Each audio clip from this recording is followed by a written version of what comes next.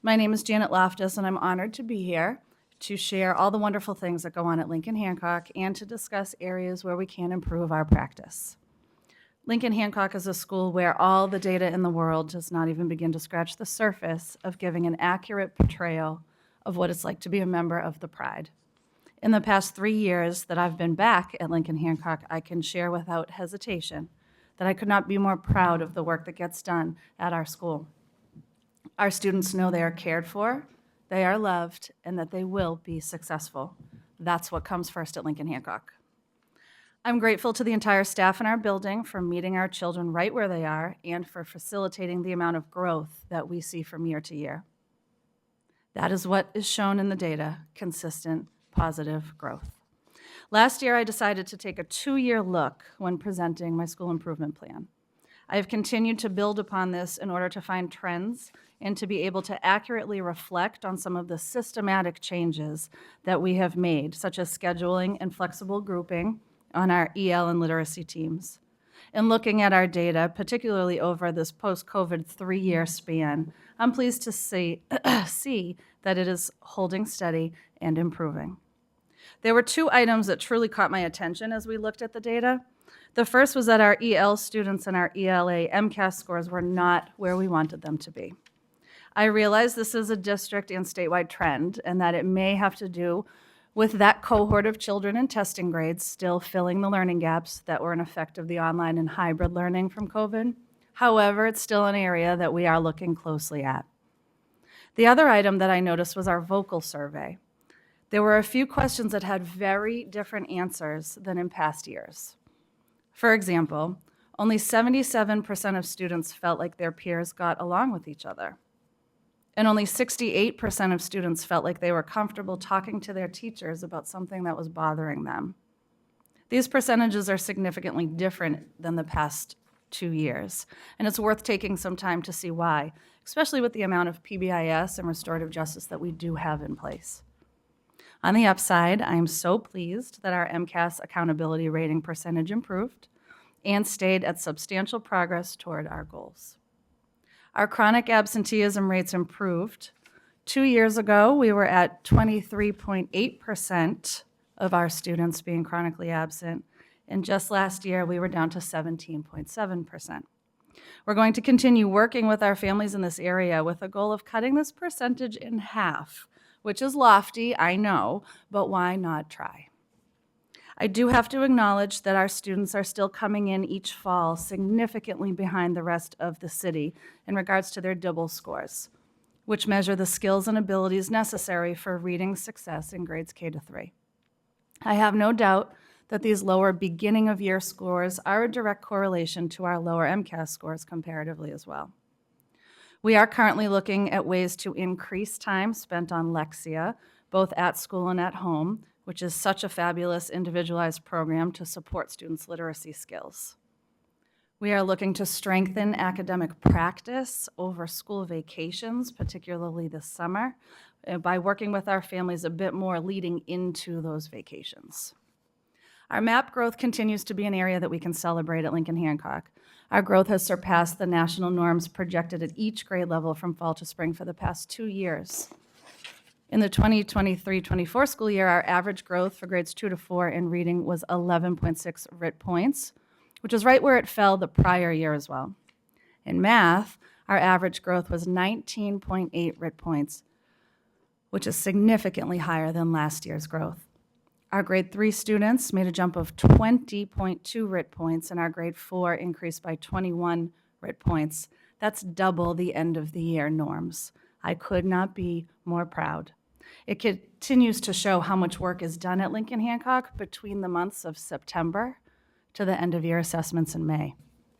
In science, our growth was 5.3 RIT points, which is just shy of our goal, and we're going to continue to improve to make science more of a priority in our scheduling across all grade levels.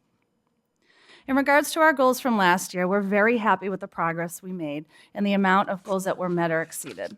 We're using this data to pump up our goals for this year with the hope that following, we can zone into creating goals and action steps around specific student subgroups who are still not meeting our growth projections. That was my hope with looking at a 3-year trend, that after seeing how things have settled, we can really dive in a little deeper. This year, our reading goal, which is page 10, we're continuing to use DIBELS to measure our growth in grades K to 2. We would like to increase the percentage of students into the at or above benchmark by spring. We would like 63% of our students to be there in kindergarten, 70% in grades 1, and 70% in grades 2. We also have our MAP growth goals for grades 3 and 4 in conjunction with exceeding the students' specific growth projection goals for the school year. In order to support these goals, we've added some new action steps, such as looking at our new curriculum to see where there may be areas we need to reteach or support students in additional ways. CKLA is fantastic, and the skills and knowledge portions are so thorough. We want to ensure if we have children who may be struggling that we are recognizing this and allowing for time to put those supports into place. We've also increased the number of minutes for our ELA blocks in grades 3 and grades 4 at Lincoln Hancock. We want to give more time for items like typing agent to support not only our students at Lincoln Hancock, but the system-wide goal of improving our writing scores. If you cannot type, you cannot write good essays. It will help us increase our Lexia minutes as well as give potential reteach time for those who need it. We're hopeful the EL curriculum will help align and support our EL learners when they are pulled out of their classrooms as well. In math, which is page 14, we're increasing our growth goals in MAP as well as increasing the number of students who exceed the individual growth projection goals. We are looking for grade 2 to make 15 points worth of growth, and grades 3 and 4 an average of 18. This is higher than last year because we think we can do it. We have lengthened the minutes on math in grades 3 and 4 as well in our scheduling, and we've added what I need groups into the longer blocks with the hope that some guided instruction in small groups in conjunction with ST Math will help improve all students' mathematical abilities across the board. We're excited to see how the increase in ST Math usage will help our students with their problem solving and independent thinking. We love this ST Math program and are so grateful to have it in our schools. In science, which is on page 17, we'd like to keep our goal at an increase of 7 RIT points. We were just shy of it last year. We've revised our scheduling a bit for better or worse, we'll find out. And the amount of science in CKLA that lines up with our standards will also support the love of science in our lower level classrooms as well, lower grade level classrooms. While our academic achievement is always at the forefront of our goals, our greatest focus this year is going to be on our 4th goal, which is the social emotional goal. This goal has shifted tremendously based on the data we are seeing in the 3 academic goals and in our reflection on last year's goal. Last year, we really focused on implementing a new system of utilizing and tracking the use of our Purple Pause and our office referrals. Purple Pause gives students an opportunity to take a walk or a break or a pause before reaching a point of frustration within a classroom. Office referrals are when a child has become disruptive or dysregulated and need to be sent out. What we realized last year is that we were doing all of this within the confines of our own walls and not with much collaboration outside with our families. What we have all come to agree upon is that social emotional learning does not happen effectively as an independent entity. Our PBIS system, restorative justice program, and our Purple Pause, they all work together within the school building. However, we've noticed through our data that it truly happens when our partnership with families are strong and are built from a place of trust, respect, and collaboration. While we have so many supports in place at school, we need to strengthen the quality of our communication with our families so we can all support from a place of commonality with similar ideals and language. The LH staff are reaching out to families through weekly newsletters this year, Class Dojo, and Talking Points, which it translates to families in order to give updates not just on curriculum, but on our PBIS monthly character traits and our Priderific celebrations. Our support staff are holding their own report card conferences to talk about the intervention services that their specific children receive, and we're continuing to send home shout-outs to all 560 students twice a year at minimum to ensure our families know we see their children. We know how great they are, and we want to shout it out for everyone to also know. I'd be remiss if I did not mention how integral my student support team is, which includes my assistant principal, Maddie Roy, and my guidance and nursing staff. The amount of support they provide behind the scenes at Lincoln Hancock is second to none, and our school would be lost without them and all their hard work. It's because of them we will successfully reach our SEL goal this year. I'm not going to sugarcoat things. Lincoln Hancock is challenging. It's a monster of a building. From the physical size of not having doors and real walls between classrooms, it is something else. Our high needs and low income percentages continue to remain high, which brings a lot of extra challenges for our children to have to work through before they can access the curriculum. But to be honest, that's what makes us a special place. Lincoln Hancock is a school that offers so much. Our staff support each other so that they can collectively support our children. They started a staff pickleball league after school, and every Friday, one staff member is awarded the Lucky Lion coveted gold necklace to wear the following week. Our staff hold the children to a high standard and support them each and every day. They have fun with the kids. Our kindergarten balloons over Broadway parade we had the other day put the Macy's Day Parade to shame. Our parent-teacher committee continues to support our school and neighborhood through so many wonderful events for our children and families. Our community outreach with Southwest Middle School continues to grow and to strengthen, and our students enter each morning happy, full of energy, and full of trust, and that's what's most important. Thank you for the chance to share our successes, our areas to improve upon, and to show what it means to be the pride of Lincoln Hancock. Thank you very much. Mr. Regoli. Just like a clarification, if you could. Sure. You said you have lofty goals, or is it loftus goals? I'm glad you got that pun. Your scores are phenomenal. Thank you. I think. I don't look at the MCAS data as much as Yeah, we don't used either. to. I think what's more important is the starting point in the fall and the ending point in the spring. I think that's how you can measure best. And what you're doing with your population is phenomenal, especially with the support services you have. And it's talking about educating the whole child. Mm-hmm. So I think you're doing a great job, and keep it up. Thank you. I appreciate it. You're welcome. Mrs. Hooley. I also want to say congratulations on your growth. And I love your confidence that you have in your student goals and in your students' Thank you. achievement. I love that. You can see it when you're talking. It's great. I love the vibe that you have in your school. When you go in there, it's just a very nice atmosphere. And the extended day offerings are great. I love the reading rock stars. That sounds fun. And but I did want to ask, what is Passport to the World? That sounds great, but I wonder. It is. It's a few of our EL teachers have run it the past, actually, even when I was an assistant principal back here, it's a very popular club. And every week they get to study different parts of the world. Sometimes it reflects the children that are in the group that have signed up. Sometimes they find different places around the world. They do research. They get to watch, virtual tours and videos. And then the culminating activity at the end is that every kid, and we invite other children too. We do it during the day. Everyone gets a passport, and we have stickers, and the children have created tables, and they do a presentation. Poster boards. Sometime pre-COVID would get food and things involved, and the rest of their peers get to walk around with the passports and stamp or put a sticker on every country that they go. It's really fun. Oh, that sounds great. Thank you. Yeah. And we're going to move the facilities into facilities subcommittee. So thank you so much. Thank you very you. much. And the non-facility stuff is going to go into budget. So we're not just not going to talk about it, we got to talk about that stuff later. Mrs. Bertios. Thanks.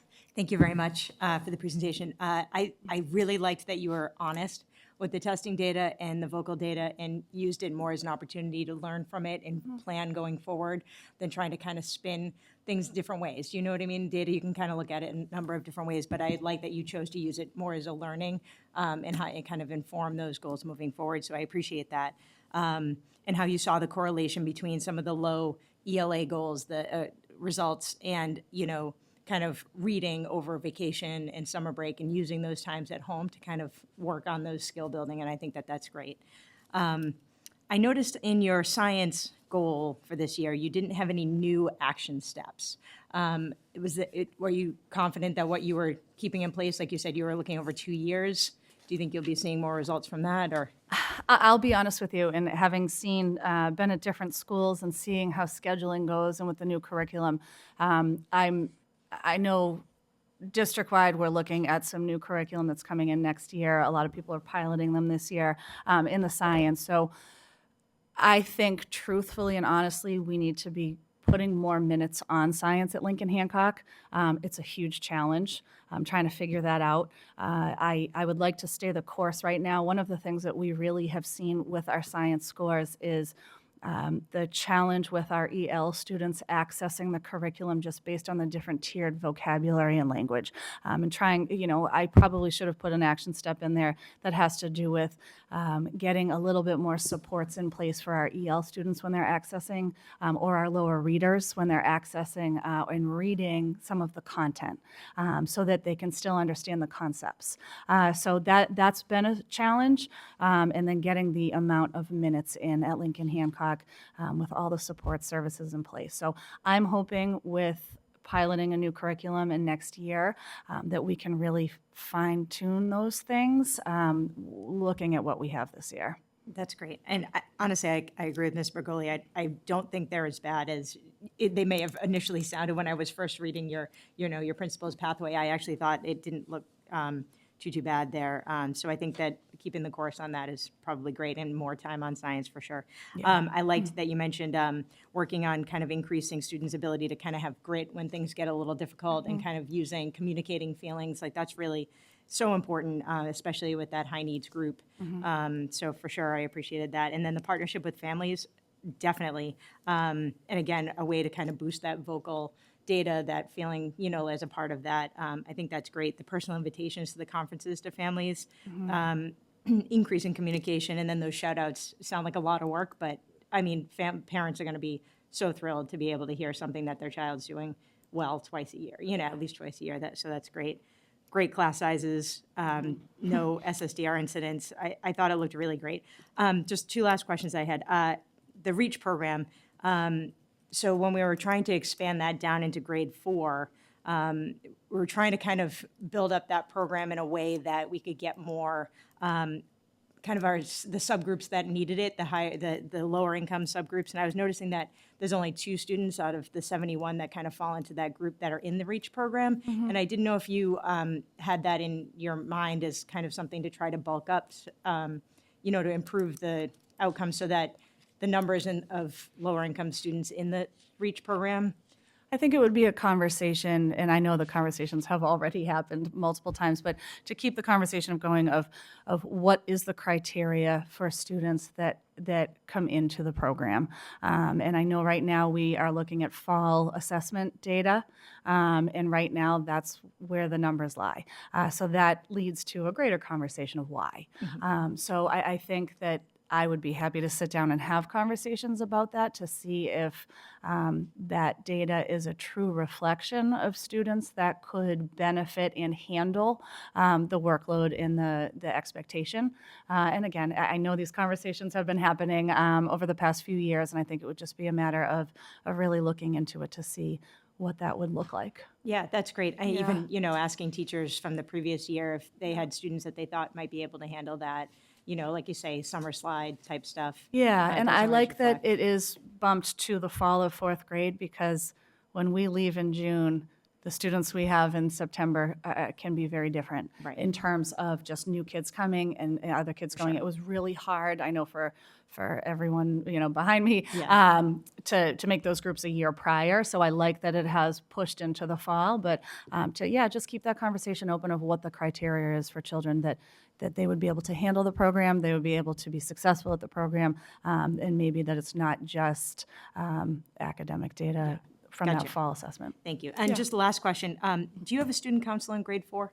We do, yes. Yeah, okay. It's one of our after-school programs. Yeah, I was just curious. I know you don't have the grade 5, so I was just curious if you guys have We that. do. as well. They love it. Awesome. Thank you. Appreciate it. Just before I get to you, Mr. Guttrow, I just want to say we're going to amend this school needs, because we haven't approved this plan to say. We can amend this, the school needs section to say that you need more EL support, because we haven't approved this plan yet. So if you need more EL support to help boost your, I mean, we may not get it, but if you don't ask for it, Yeah. we definitely. I mean, I'll ask for everything, but But you some said that iPads, some Chromebooks now.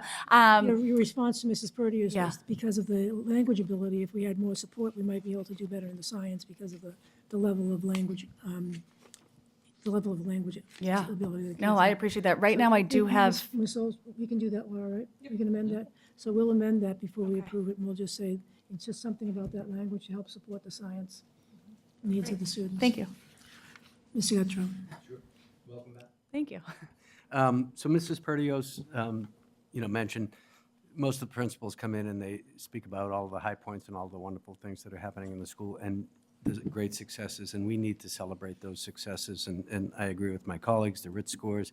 The chronic absenteeism, is a shining example. That's something that across the district we've looked at and we want, and what you're doing is great stuff and super ambitious, what you want to continue to do in that, because you get them in the classroom, they're going to learn.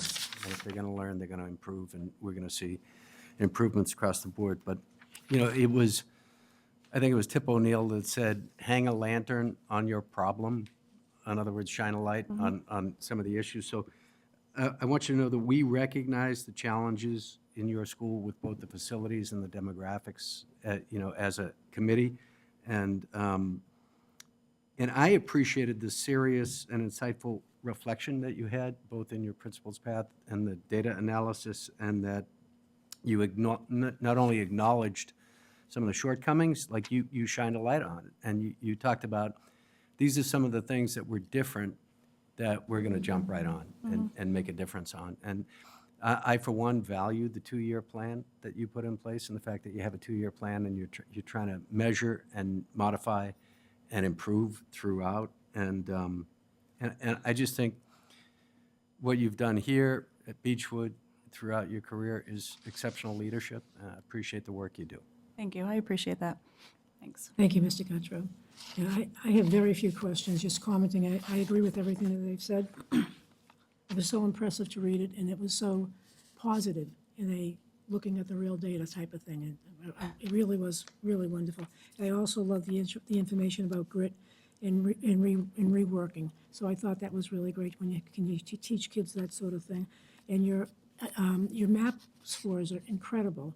MCAS is MCAS, and it's unfortunate, but it's there. And I'm wondering, this may be a question more for you, Erin, or somebody else, but I'm wondering if we can see at MAP, through MAP data, how much our kids lose over the summer. Because if we could test them in the spring, and they come back in the fall, can we see what that summer loss is? Because we're seeing growth across the district in our MAP scores. I'm wondering how much we're losing. There's a typical slide that we see in the national norm. There's also a slide that it's not huge, but it's there for all grade levels in all subjects from the spring to coming back in the fall. But in terms of, you can look at historical data. So, I mean, I think that would be helpful for us to just know, we're doing everything we can in the summer now, and it's Yeah. pretty pricey, but I just think it would be important to know if that's where, because I don't want the teachers, I don't want the teachers to feel discouraged either, because all of this vocal data across the district, the kids love the teachers are doing the right thing by the kids, and I think it's so important to know that, but I don't want them to think, I just want to know whether it's, we got the kids here, and in 10 weeks, they did slide back to here, and that's typical, or it may even be variable depending upon the demographics. If they're not living in a house where they speak English, the slide might be even more. So I think it would just be important for us to understand that, because it's hard a little bit to wrap your head around why we have such great growth, but we're starting, you know what I mean? It just makes me think there's a lot more summer slide than I thought there was. Yeah.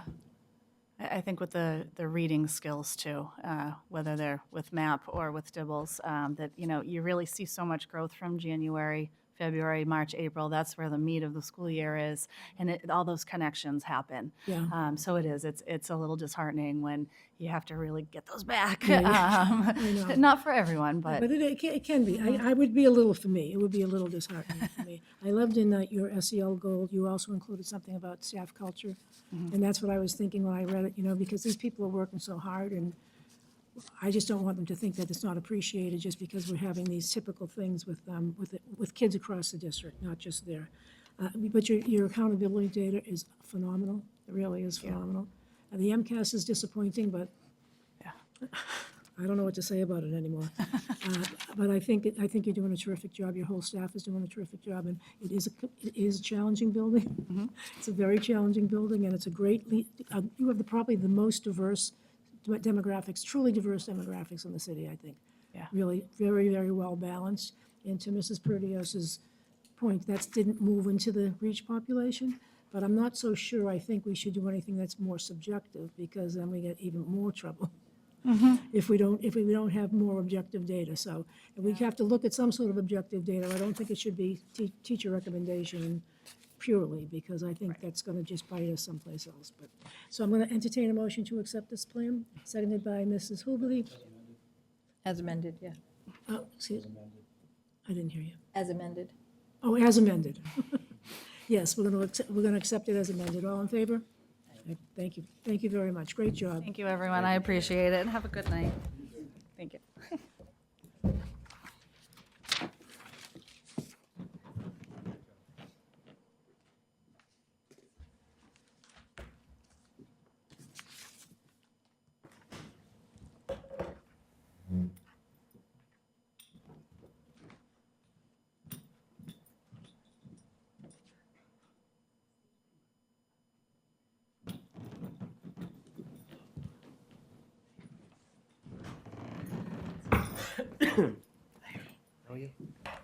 Good evening.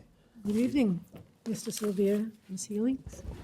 Thank you for coming, and you can go right ahead and present your plan. Great. Thanks for having us. I just want to start by saying thank you to Mayor Koch, Superintendent Mulvey, Assistant Superintendent Mrs. Perkins, the leadership team, and this body for all your support as we undoubtedly approach some exciting times in the Squantum School community. You continue to provide guidance and resources that undoubtedly help to keep us moving forward. We also want to say thank you in advance for all your support as we move along in this school year while planning for the start of the construction phase of the new school project coming this summer.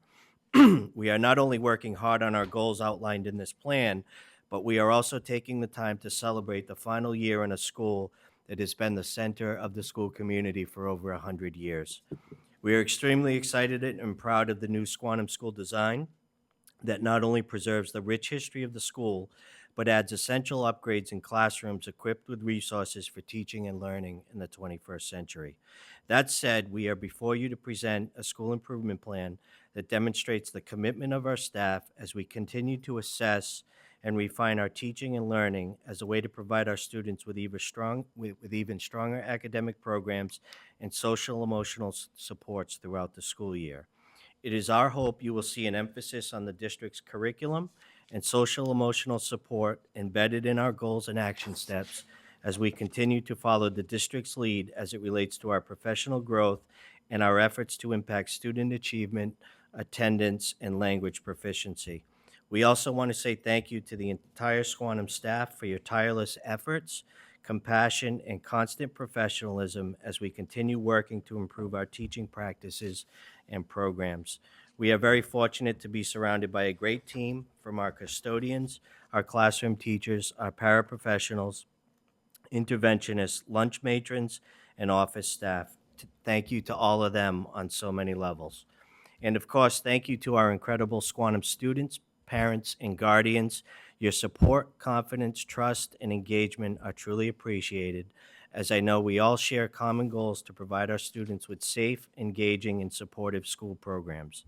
We do, however, recognize that we have work to do moving forward, but we are incredibly proud to share some very strong data in this plan supporting the collective work of our school community during the recent school improvement planning cycle.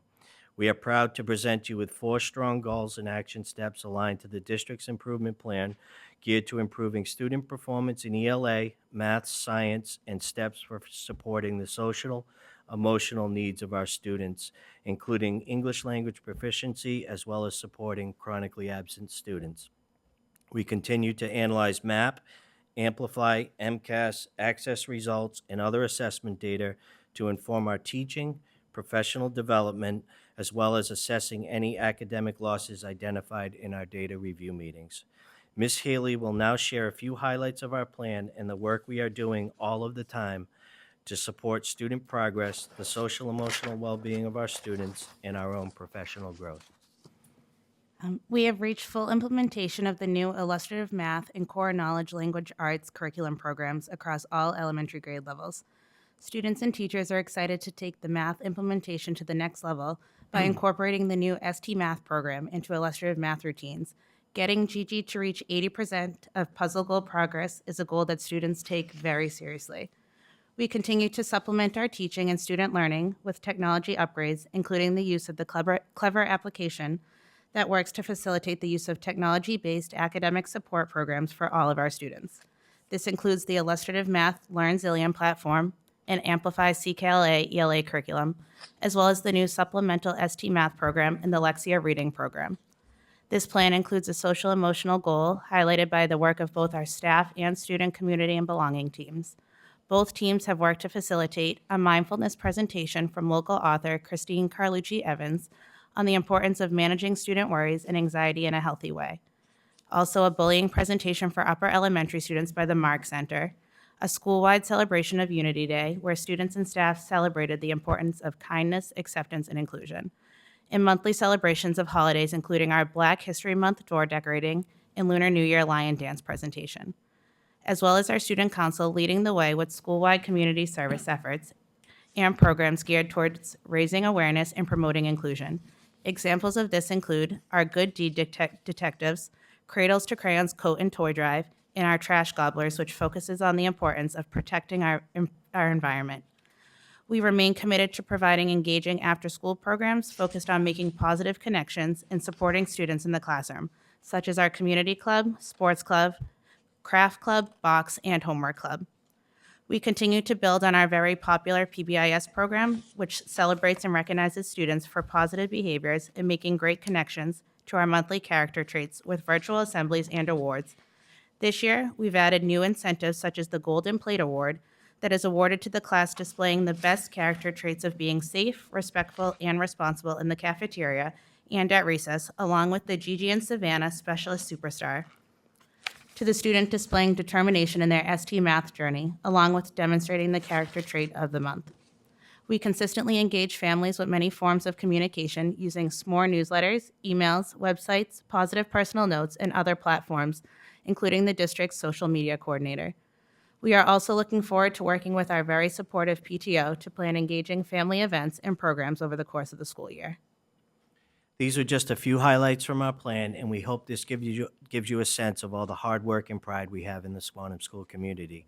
Thank you again for your support, and we certainly welcome your feedback and any questions. Thank you. Thank you so much. Ms. Bergoli, anything? 10 years out there, and I love the place. It's a great community when I was out there, and I know you've continued the tradition out there. I'm impressed with your attacking the chronic absenteeism. I think you did a real good job there, and your MAP scores, particularly in the second grade reading, went up 20 points. So, I mean, that's pretty hard to do, and I think it's kudos to the staff. Thank So, you.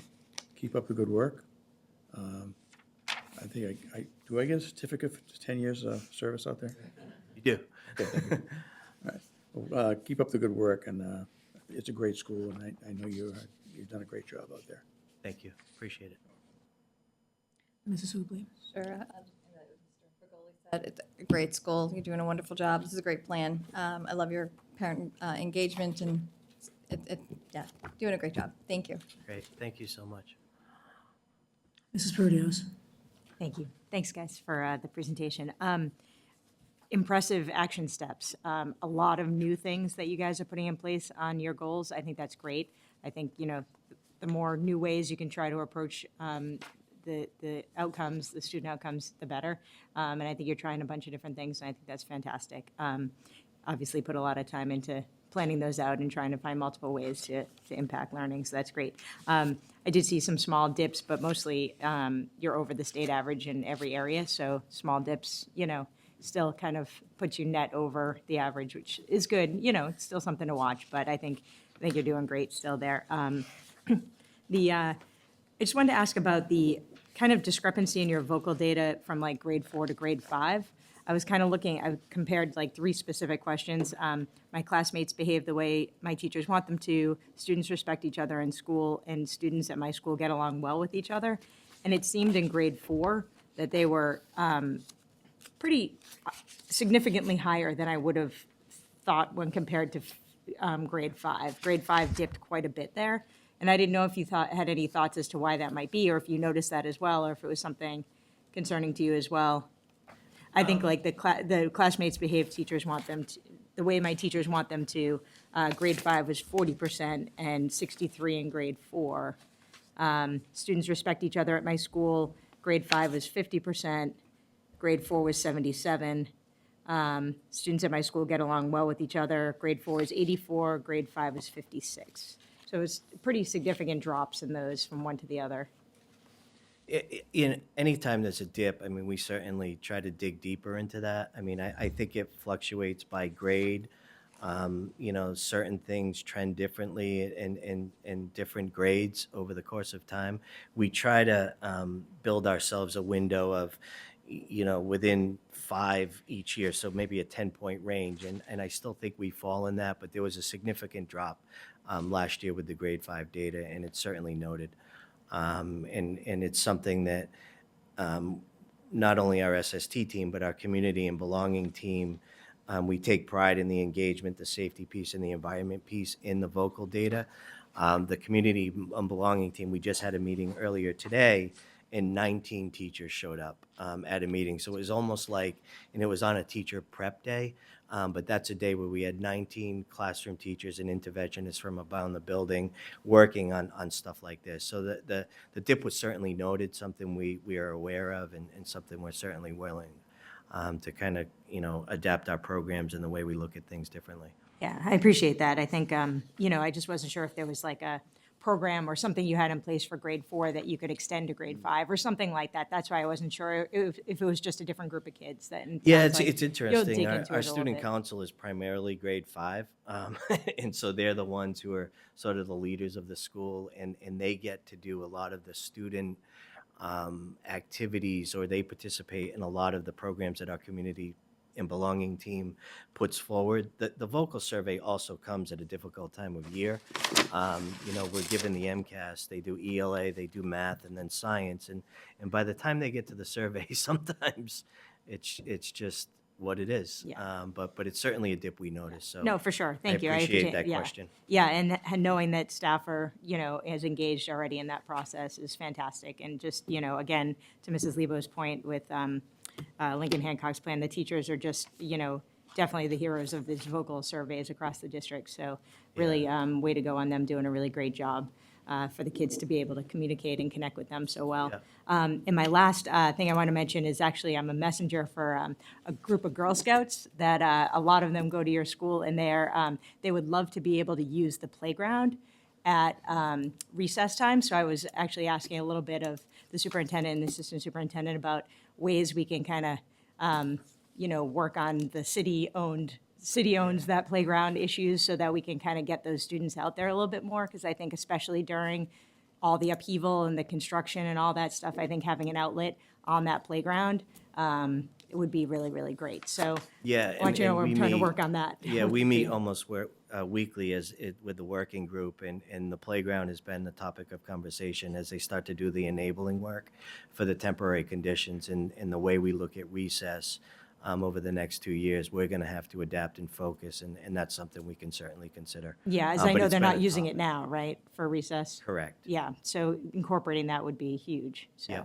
bringing the concern from them to you. No, Thank I you. appreciate that. Thank Appreciate you. that. Thank you. All set.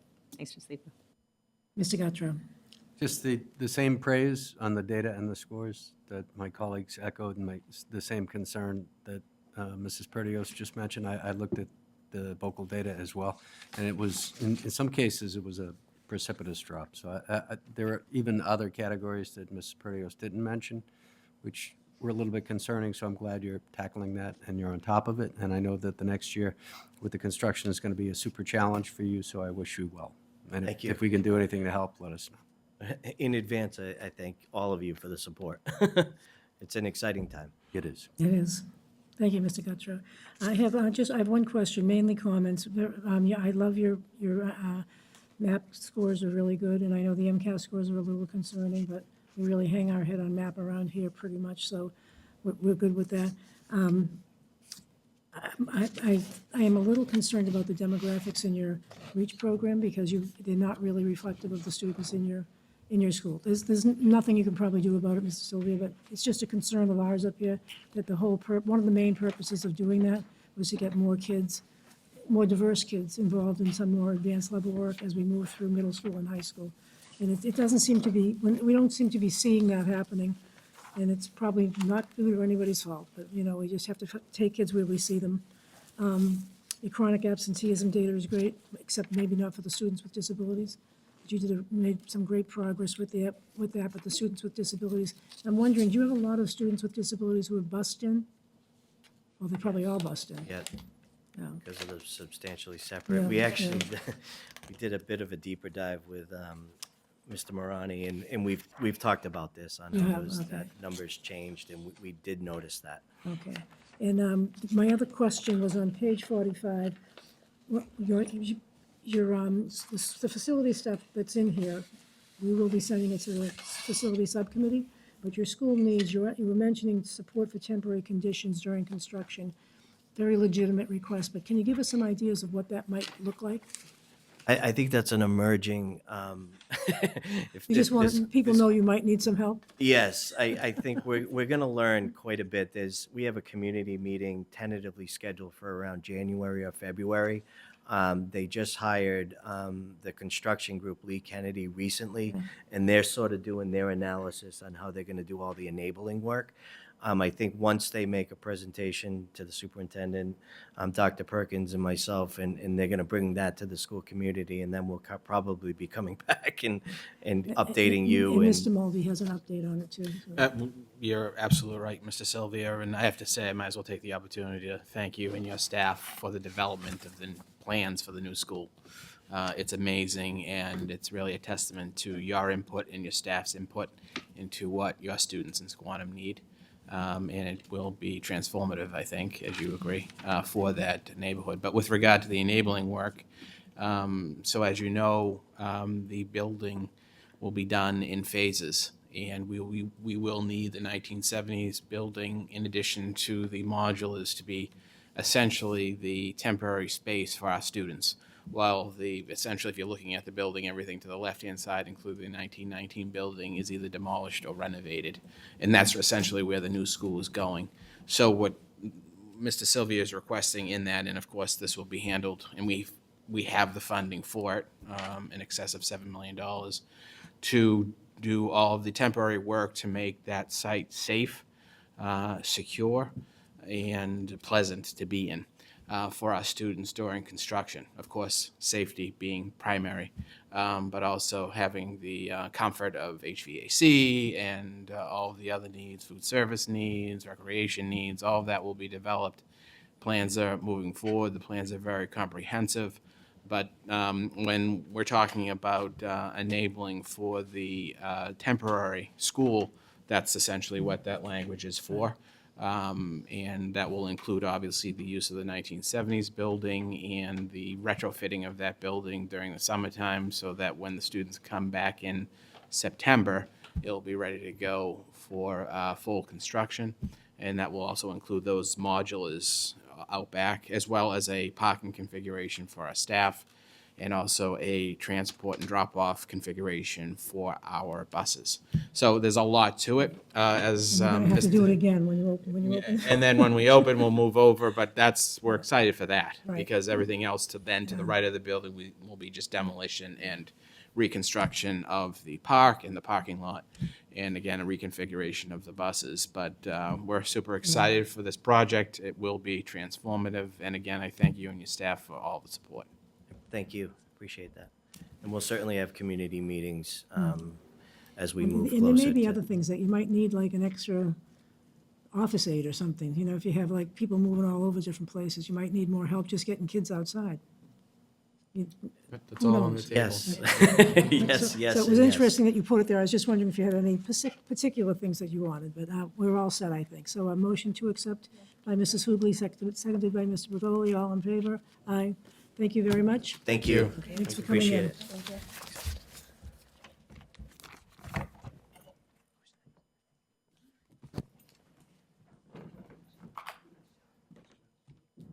New ones?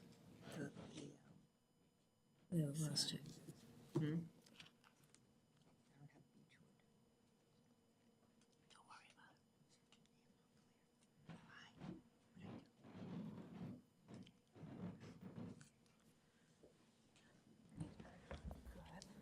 Good evening. Hi, good evening. Thank you so much for coming. Thanks for having us. Great to see you guys, and you can start Awesome, anytime you're very ready. good. Well, good evening, everyone. Thank you for having us.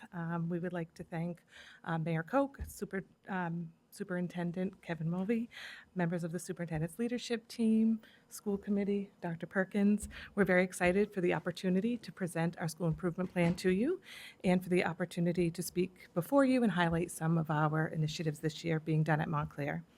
Thank you for your ongoing support and dedication to our students, and thank you to our assistant principal, Mary Hurley, who is joining me tonight. It is truly an honor to be part of this exceptional school community where we are supported by an outstanding team of educators, brilliant students, and very dedicated families. I want to express my deepest gratitude to our incredible staff. Their passion, commitment, and dedication to fostering both the academic and social emotional needs of our students are the cornerstone of our success. The students of Montclair are the heart and soul of our school, and their drive and spirit inspire us to strive for excellence each and every day. Our families are essential to our students' achievements, and we are deeply grateful for their ongoing support and for trusting their students with us at Montclair School.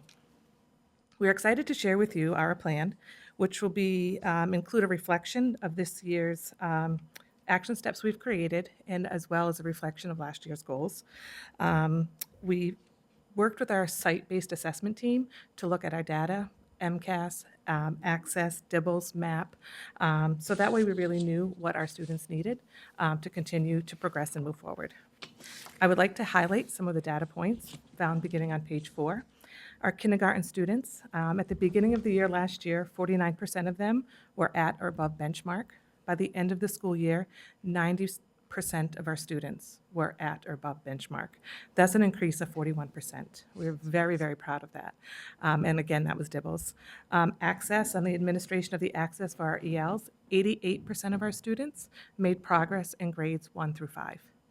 And on the map, all of our students showed average projected RIT growth or above in all areas, ELA, math, and science. On page 5, you'll see some breakdown of our MCAS data as well, just to highlight some of the exceptional progress our students made. 57% of our third grade students at ELA were meeting or exceeding expectations. This is 15% higher than the state average. Our fourth grade math, we had 69% of our students meeting or exceeding expectations. This is 23% higher than the state. And on our fifth grade science, we are 8% higher than the state. So just some highlights of how our students scored both on MCAS as well as local assessments that we use. The local assessments are so important to us because it shows our students' growth from the beginning of the year to the end of the year. Despite the impressive achievements on our MCAS, We did not make our MCAS goals written in last year's school improvement plan. Last year, we used the composite scaled score to look at our students' growth. However, unfortunately, our scores did decline slightly, but that was a trend throughout the entire Commonwealth of Massachusetts. But we were still proud that we were significantly at or above the state's average in all areas. For that reason, we did adjust our ELA and math MCAS goals, and we also continued with MAP goals and DIBELS. Last year, we had a DIBELS goal for grades K, 1, and 2. We thought it was very important to include our kindergarten, first, and second grade students. And I have to say, I think our teachers appreciate it as well. So much of what we do in the middle school and then later on to, elementary school, higher grades, and then middle and high school really is built on the foundation of the lower level grades. So I really think our teachers at first might have been a little scared of it, but I think they're very appreciative of it, and they look forward to seeing it. At the end of last year, going off script very quickly, I'm sorry, one of our teachers came to us with a binder with all of her DIBEL scores in it, and it was all color-coded and highlighted, and look how I moved this student, and look how well they did, and every student in the class made some sort of progress, which was so exciting to see. And to see teachers getting so excited about the students' growth and development is amazing to us. So last year we included DIBELS and MAP for our ELA as well as MCAS, and this year we're doing the same, and we're going to continue to use MAP and MCAS for our math as well. So at this time, I'm going to turn it over to Mrs. Hurley, and she is going to share some of the highlights of our action steps and goals for grade 3 and 4. Our science goal is our third goal, and our fourth goal is our social emotional needs of our students. Mrs. Hurley. Last year, we were excited to add a science expo to support our science goal. The fifth graders created and presented biome projects for the entire school community. The expo provided a wealth of benefits for our students. Some of our key takeaways were that Science Expo offered opportunity for hands-on learning with interactive experience that engaged students in practical experiments and demonstrations. By creating their displays, students understood scientific concepts better than just reading or listening to a lecture. Science Expos foster creativity. Students were encouraged to think outside the box when creating their projects and when developing a way to present their findings. The Expo stimulated their imaginations and innovative thinking. These are opportunities that are particularly beneficial for our EL learners. There's a boost in confidence. Presenting a science project in front of classmates, teachers, and even parents can significantly boost a student's self-esteem. It helps them develop public speaking skills and learn how to explain complex items in simple terms. And we saw this with fifth graders explaining their biomes to the younger students in first grade. And it encourages collaboration. Many of the Science Expo projects are done in groups, fostering teamwork. Students learn how to work together, share ideas, and solve problems as a team. And probably most important for the students is that they are fun and motivating.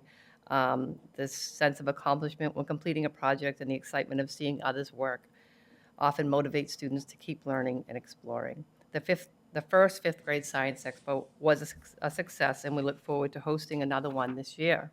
In addition to supporting students academically, the Montclair staff is also committed to fostering a positive school climate that ensures a safe, supportive, and inclusive learning environment for all. Our students engage in monthly lessons and programs designed to promote positive behaviors, enhance social emotional learning, and reduce chronic absenteeism. During the month of October, we celebrated Unity Day. Unity Day is a day to make a commitment to the community to take a stand against bullying. Our students made individualized footprints to reflect on the steps that they can take to create a world without bullying. This activity was designed to help students recognize that every step they take individually helps unite all students along the path for kindness, acceptance, and inclusion. The footprints were displayed throughout the entire building, and some of the amazing steps that our students came up with during this activity included such things as a little kindness can change everything. Give someone a smile. A simple smile can make a difference.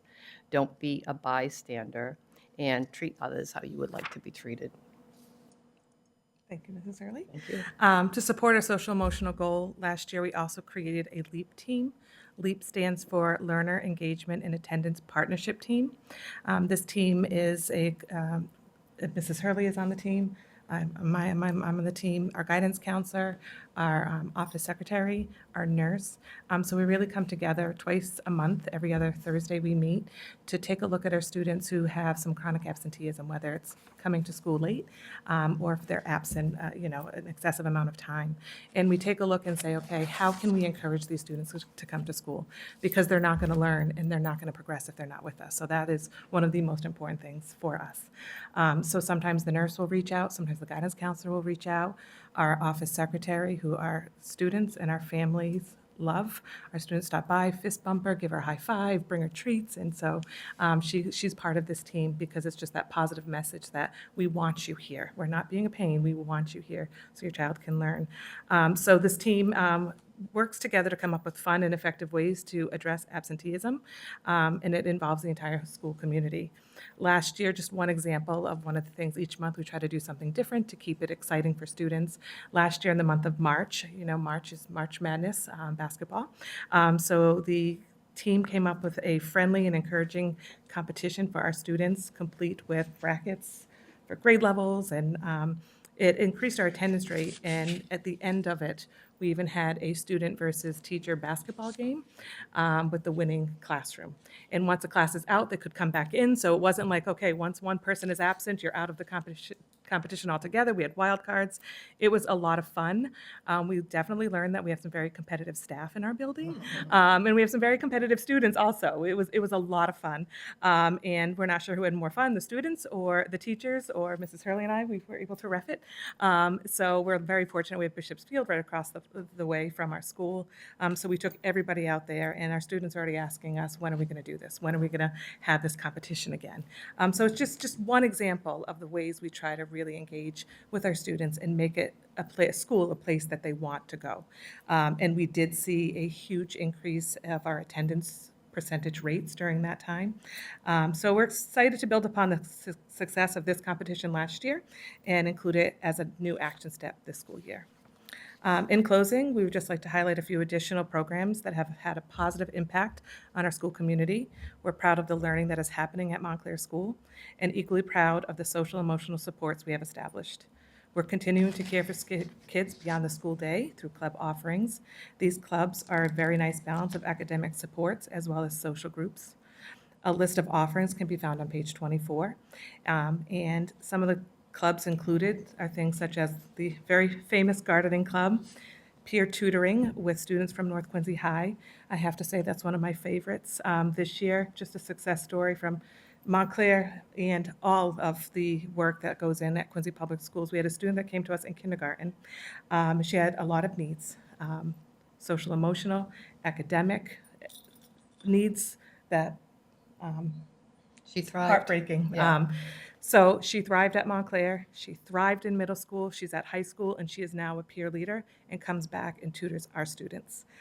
We saw her this year, and it was just like, I remembered her in kindergarten, like literally crawling up Mrs. Hurley's leg saying, "You've got a big body." And now you look at her, and she is like one of our leaders. She comes down from North Quincy High. So it's just very exciting to see because, like I said at the beginning, we build that foundation. And so it's just, we'd love to see it. We'd love to see our students come back. We have the Kindness Club. We have a student council. All of these things foster a sense of community and positivity. The effects of these clubs is evidenced in some of our vocal survey results. And this year, we are utilizing our student council to give our students more of a voice and give them more opportunities in decision-making and giving us feedback of how we can improve the school even more. Because no matter how well we think we're doing, there's always room to improve, and they may be able to give us areas that we may not be aware of. So utilizing our student leaders. Our student council includes grades 4 and 5 at Montclair. We're also very lucky to have an extremely supportive PTO that provides enrichment opportunities for our students. And anytime we come forward with ideas like the March Madness, and we did a turkey trot with the turkey bowl at the end, and we need a trophy. They're okay. Here it is. Our students want to go on a field trip, whatever it may be. Our PTO is so supportive, both financially and coming in for field trips and support anything that we're doing in the school. And in closing, once again, we would just like to thank everyone, our entire school community, including all of you here tonight, our dedicated staff, and all of our families and students that care about educating the whole child and understand that our students are so much more than just a score on an assessment. We thank you for your time, and we welcome any questions and feedback. Thank you so much. Ms. Regoli? Beautiful necklace. Oh, thank you. I noticed that you lost 42 students We did. from last year. Any particular grade impact, or it was across the board? So we graduated it was across the board, for the most part. Across the board, we lost students.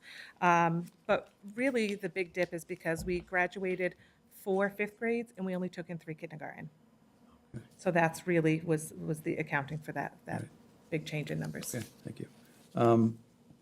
You just outlined what you did to attack the chronic absenteeism, and it certainly was shown in your data. So that's awesome stuff. Your MAP scores across the board were great, but in particular, grade 3 math, 22 points up. Amazing. Like, it's amazing. So I love the atmosphere that's over at Montclair, and I've been there several times, and it's a good place, and I know the kids love it, and you have a great staff. So keep up the good work again, and thank you. Thank you. I appreciate that. Mrs. Hubley? I love your plan, it's great. And more so than that, I love you telling me about your school, because you telling us the stories about what's going on in your school means more than what we can read and hear to actually tell us what's going on at Montclair, so I greatly appreciate that. Thank you. Thank you. Mr. Guttrow? No, I just want to say, impressed with your scores across the board. Love the vocal data. I mean, there's really little variation between grades in the vocal data. And it's just such a resounding tribute, I think, to the teachers and the staff and the culture that you've built. And I love some of the innovative ideas, how you come in and you still come up with new ideas and activities and events, which I think builds school spirit and motivates staff. It's good for the culture.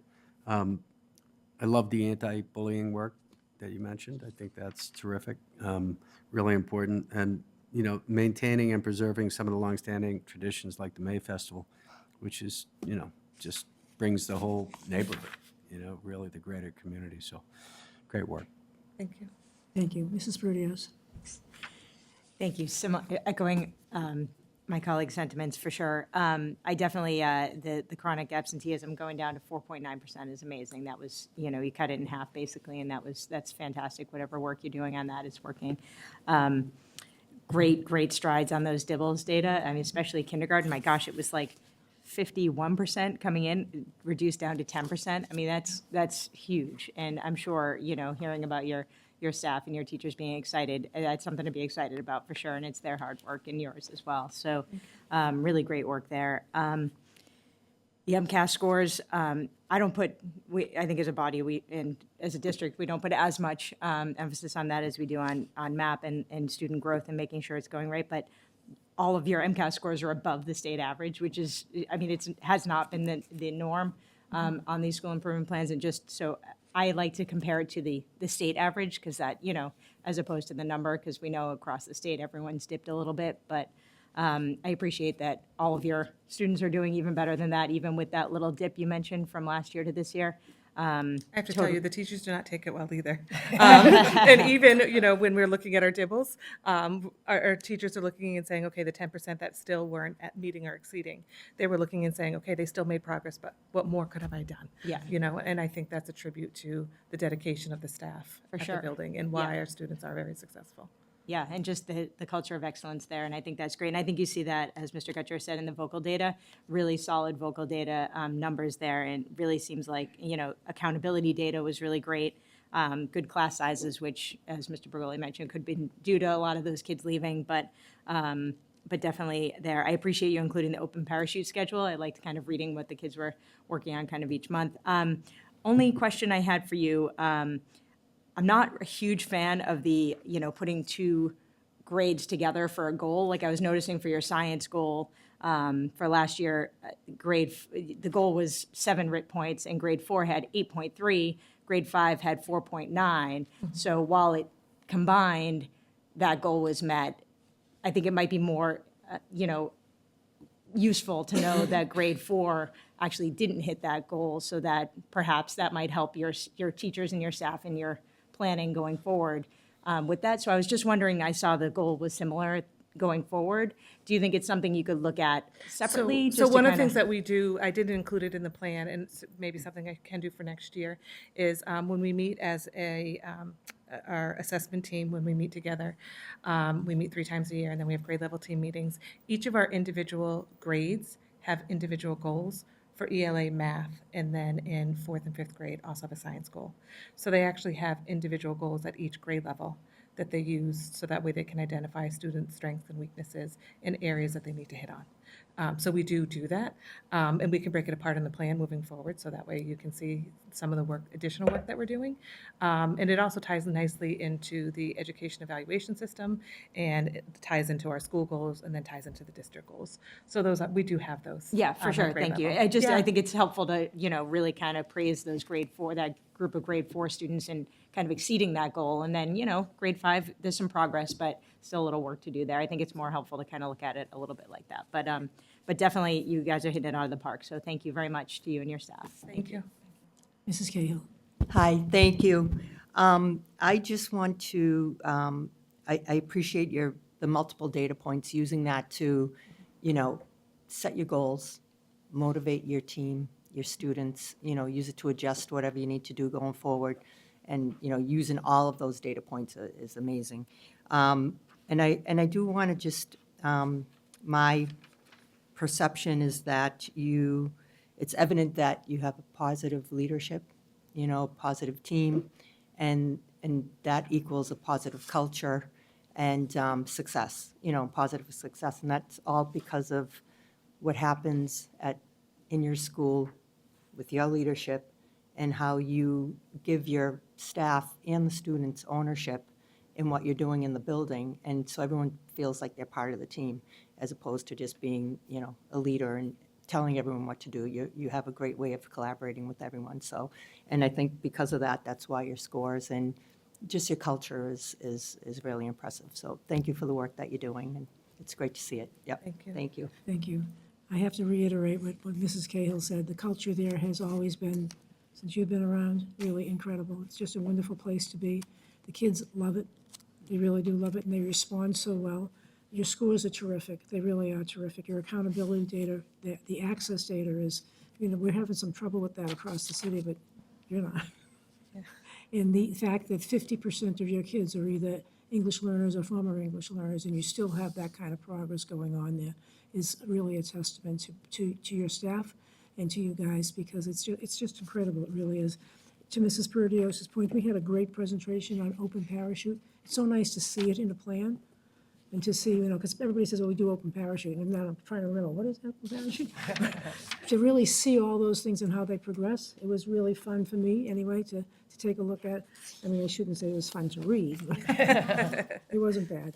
And we are going to move all your facility stuff into the facility subcommittee meeting, and your school needs will go into the budget meeting, so we can make sure that when you present the budget to us, you tell us all these things we're hearing, how we're going to get them to everybody. We've had If we a can. ton of work done, so I do have to say thank you for that. Excuse me? I said we've had so much work done at the building You this have, year. So I just want to say thank you for that. The students are looking forward They to were doing the roof this year, were they? the roof, new student bathrooms downstairs, new staff bathroom. There's been a lot of work being done, pointing, what's that? Masonry. Masonry pointing, yeah, a ton of work. The bathrooms, student bathrooms should hopefully be revealed, I was told today, in about another 2 weeks. Christmas gift. So it'll be their Christmas gift, so very, Yeah, that's- staff Christmas gift, they get Yeah, a it really bathroom is of their wonderful. own, so. It really is. But it looks, yeah, I know. And over the years, I mean, Montclair is an old school, and it's some of the charm of being at the school. The new buildings are wonderful. They're amazing, some of the technology, but there's just a really warm feel in our old building that we love, very honestly. And, but over the years, there's been a lot of upkeep to the building. There's been a lot of improvements to the building, and that's why we've been able to keep it in such great shape. So, thank you. Yeah. Yes. Looks great. Yeah, they've been very supportive, very, very And it's supportive. nice to see in your extended day stuff that you're really taking advantage of the Bishop Field too, and all that's going on across the street, which also looks amazing. It is It's- absolutely It amazing. really is amazing, yeah. We're very fortunate to have that. We don't have a big schoolyard, but we do have that field across the street, and we do utilize it. We just were there a couple weeks ago, getting some exercise in before Thanksgiving, and it's awesome to have it Yeah, there. it's wonderful to see its use too, so thank you very much. I'm going to entertain a motion to accept the plan by Mr. Bergoli, seconded by Mrs. Hubley. We're all in favor? Aye. Thank you very much. Thank you. Thank you so much. Thank you so much. Thank you.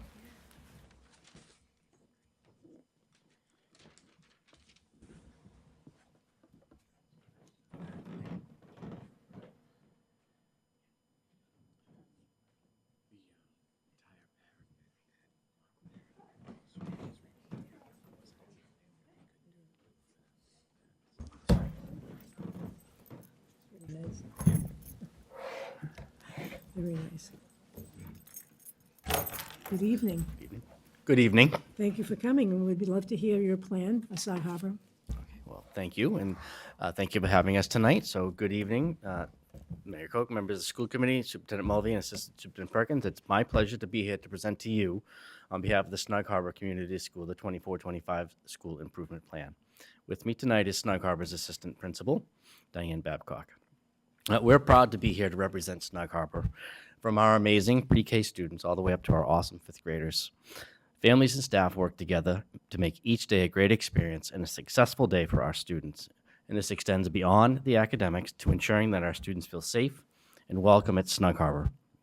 It's an incredible staff dedicated to providing the best possible experience for all of our students. And I'd like to thank our PTO as well. They're an incredibly supportive team, and they've come up with some great additional programs for our students after school that Diane will get into a little bit later in the presentation, but we're fortunate to have such a strong PTO leadership team. At SNUG, we offer a variety of after-school programs to meet the interests of our students, and I'd like to highlight a few of those for you. Every fall, our staff runs SNUG Soccer. Approximately 60 of our students participate in this after-school program. The students run 4 teams, and they play a series of games twice a week. Many family members watch and cheer on the students. Another after-school program we have this year is called Movement and Mindfulness, where approximately 8 of our CARE students stay, and they engage in motor movements and mindfulness techniques. And the last event I'd like to highlight is our second annual Cozy Up with a Good Book Night. It was another great success, and again, Diane will talk a little bit more about that later, but we were thrilled with the event that evening. We have many other after-school activities that Mrs. Babcock will highlight shortly. And last, we have continued our community's traditional Memorial Day ceremony honoring the 6 Germantown heroes. So, and reflecting on last year's data, we have determined that our focus will be on identifying specific skills of students that need to be developed in both ELA and math. After a thorough analysis of our MCAS and MAP data, no single area stood out above any other. So for this reason, we are developing differentiated targets for our students based on their MAP scores from fall 24. And this is reflected in our goals on pages 18 and 23. School-wide, we have added team meetings where grade level teams and administration meet regularly to review data, allow for peer observations, and provide an opportunity for common planning time. I'm very excited to highlight the growth that our students experienced in all grades and subjects last year on both MCAS and MAP testing. On MAP ELA testing from fall to spring, our students have shown high levels of growth, meeting or exceeding the projected RIT growth levels in these grades. On page 6, in grades 2 through 5, our students met or exceeded the projected growth target. In mathematics, on page 7, our students saw high growth on MCAS and MAP testing. On MCAS, our students had high growth in most areas. In grades 2 through 5 on MAP testing, we exceeded our projected growth scores. Grades 2 through 4 saw growth of 17 or higher RIT points, and grade 5 saw over 10 RIT points of growth. In science, on page 41, our students showed growth in grades 4 and 5 on the MAP assessment. In both grades, we met our goal from last year's SIP, and in 4th grade, they met the MAP's projected growth. While 5th grade was 1 point below the projected growth, they still showed growth in this area. Another area that I would like to highlight on page 8 is the growth our CARES students had. On the alternate MCAS last year, in ELA, 100% of students received a rating of progressing, And in math, 84% of students received this rating, exceeding the state in both areas. This progress is due to the hard work of our CARES team and their students. And to reflect on our goals from last year, for the 23-24, K through 1 ELA goal, which was on page 10, we exceeded our goal in kindergarten and grade 1 by an average of 22 points as measured by M-Class Dibbles. For the second ELA goal on page 10, we exceeded our goal in grades 2 through 5 between 6 and 10 RIT points. For the third ELA goal on page 11, our LDC students met their goal with most of their students exceeding the target, not only meeting it, but exceeding it. And in mathematics, in our mathematics goal, on page 11, we exceeded the goal in all grade levels. The students scored between 7 and 20 RIT points above their stated goal. And in our science goal on page 41, we showed growth in grades 4 and 5, exceeding our goal by at least 2 RIT points in each grade. And now Diane will talk about the SEL goal and the vocal results. Good evening. Our 2023-24 Social and Emotional Learning Initiative has proven successful. The consistent focus on social and emotional learning through monthly lessons provided students with essential tools to foster emotional intelligence, interpersonal skills, and overall well-being. It is clear that this has had a positive impact on our students, not only supporting their growth, but also enhancing the overall school environment. In addition to our SEL efforts, we targeted chronic absenteeism as a key area for improvement. We are very pleased to report significant progress in this area. In fact, over the past year, we were able to reduce chronic absenteeism by 14.9%, lowering the percentage from 29% to 14.1%. This achievement reflects our ongoing commitment to ensuring that students are engaged, supported, and present in school. When examining the 3 dimensions of our school climate through the vocal survey, there were areas of both positive growth in our school as well as areas of refinement. When assessing student engagement, 88% of our 4th graders and 91% of our grade 5 students state that their teachers care about them as a person. This indicates a strong positive perception of teacher-student relationship in both grade levels. When evaluating the dimensions of safety, it was revealed that 90% of our grade 4 students and 91% of our grade 5 students feel that if someone is being bullied, an adult will do something to help. Bullying was an area of refinement in our previous plan, so this is an encouraging trend for us. Through continued analysis of the vocal data, there were also dimensions of our school climate that we'd like to strengthen. For example, only 6% of our grade 5 students and 12% of our grade 4 students state that they always read books that include characters that look and speak like them. One way to confront this discrepancy is the implementation of Raising Multicultural Kids. This year, we have partnered with a nonprofit organization whose mission is to expose students to multicultural literature and rich, impactful instructions. So looking at our goals for this year, so when developing the goals for this year, the staff analyzed our MCAS, our MAP, and our M-Class data, which we then used to develop goals and action steps that will continue our students' growth while addressing the areas that we have identified as in areas of need. As you will see in our ELA and math goals for grades 2 through 5, we have decided to focus on increasing our students' percentile level in MAP. The decision to concentrate on increasing percentile levels is grounded in the understanding that our targeted growth on MAP alone does not guarantee the same level of growth on MCAS. So by focusing on increasing a student's percentile rank to the next level, we aim to ensure that their learning progress is not just maintained, but also accelerated with the hopes of ultimately improving both their MAP and MCAS performance. So now Diane will just go over our ELA goals for this year. Tonight, I'm going to highlight our English language arts goals. This year, we wanted to continue to create goals that reflect the specific cohorts of our students. As you'll see, there are a variety of measures that we utilize to show growth in the areas of ELA. More specifically, on page 13, students in kindergarten and grade 1 will show evidence of achievement in the Dibbles benchmark subtest nonsense word fluency and correct letter sound. as measured by an increase of 10 points for 100% of the students tested in these categories.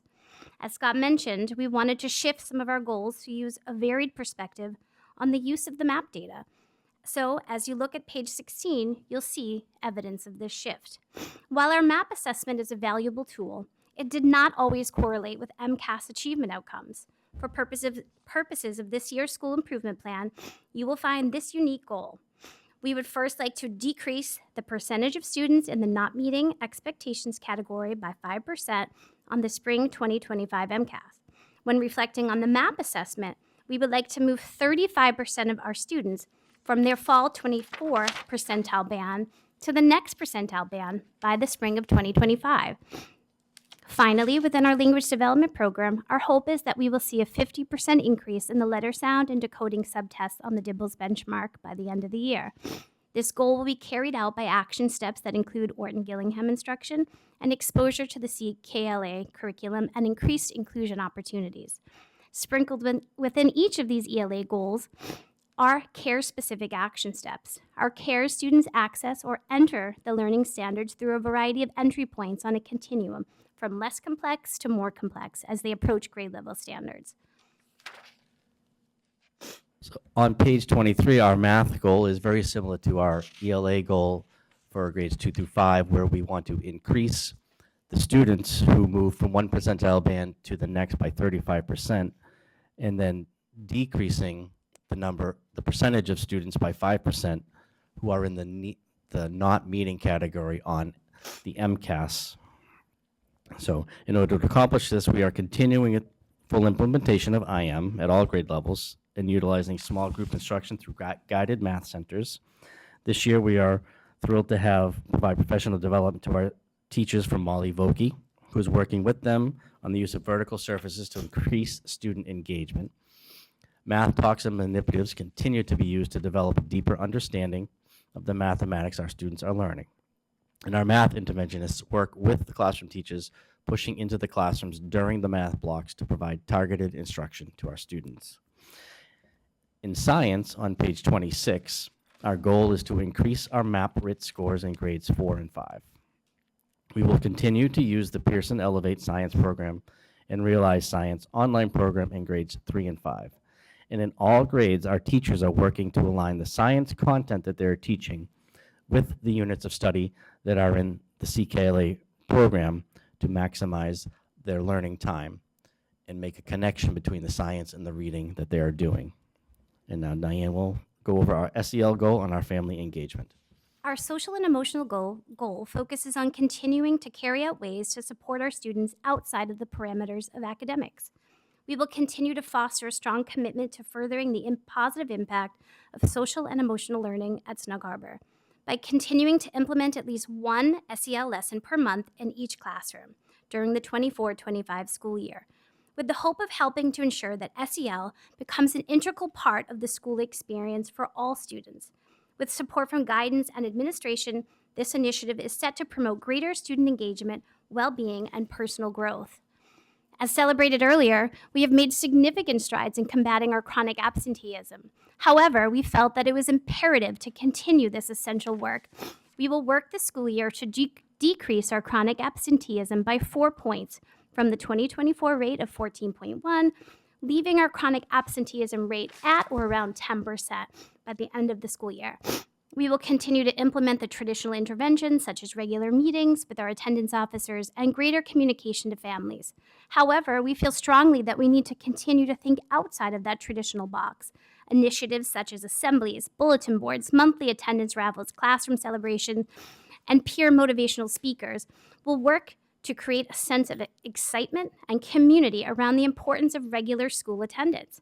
Finally, we will approach SEL and attendance in a holistic approach, providing support for students and families while incorporating mindfulness, stress management, self-regulation activities that could help students feel more comfortable coming to school regularly. Throughout the school year, we will also work to promote these same elements in our extended education programs.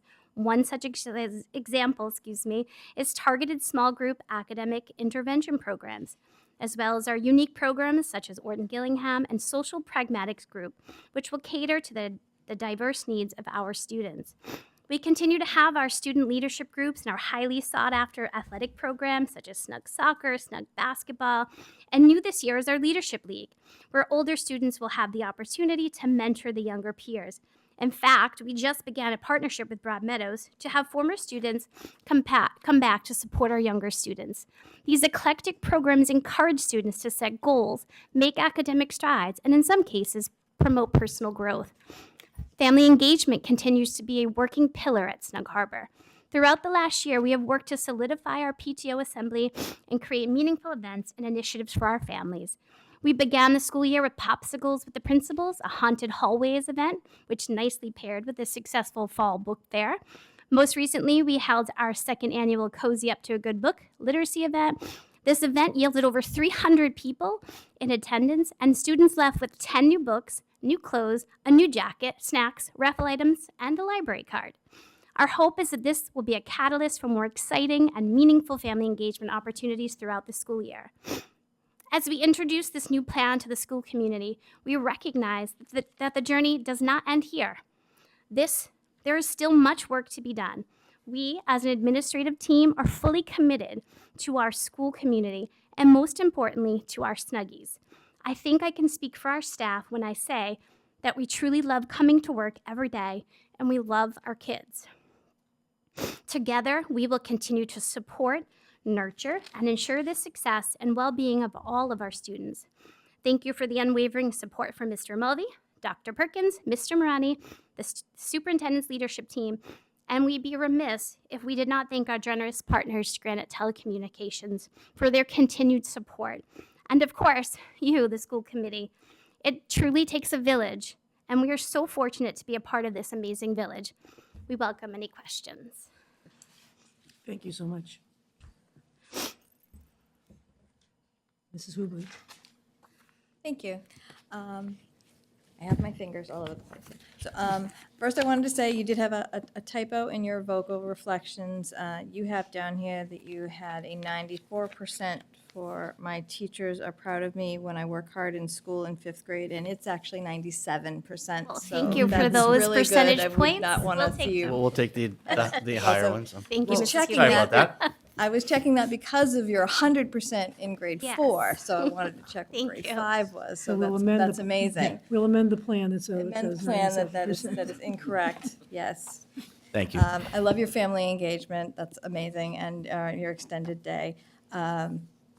And I was going to ask, so we're going to move the facilities requests into the facility subcommittee and the other requests into budget. But there was one on there that I wanted to ask about. Oh, additional card reader at the end of the East Wing Blue Hallway. What, do you need another one for over there? Or, That's the hallway that our care students are located in, and they regularly go out to the playground, which is right near them. In order for them to bring those students back in, they have to go around to the back of the building. They used to come in through the front door, but for safety reasons, we would ask them to go to the back of the building so they're not near Palmer Street. So if we could get a card reader there, it would just shorten the time for those students to be in transition. okay, so that would be, something we put that in as like more of a safety concern. Safety concerns? Yeah. All right, thank you very much for your plan. Thank you. Here too. So this one is a safety concern.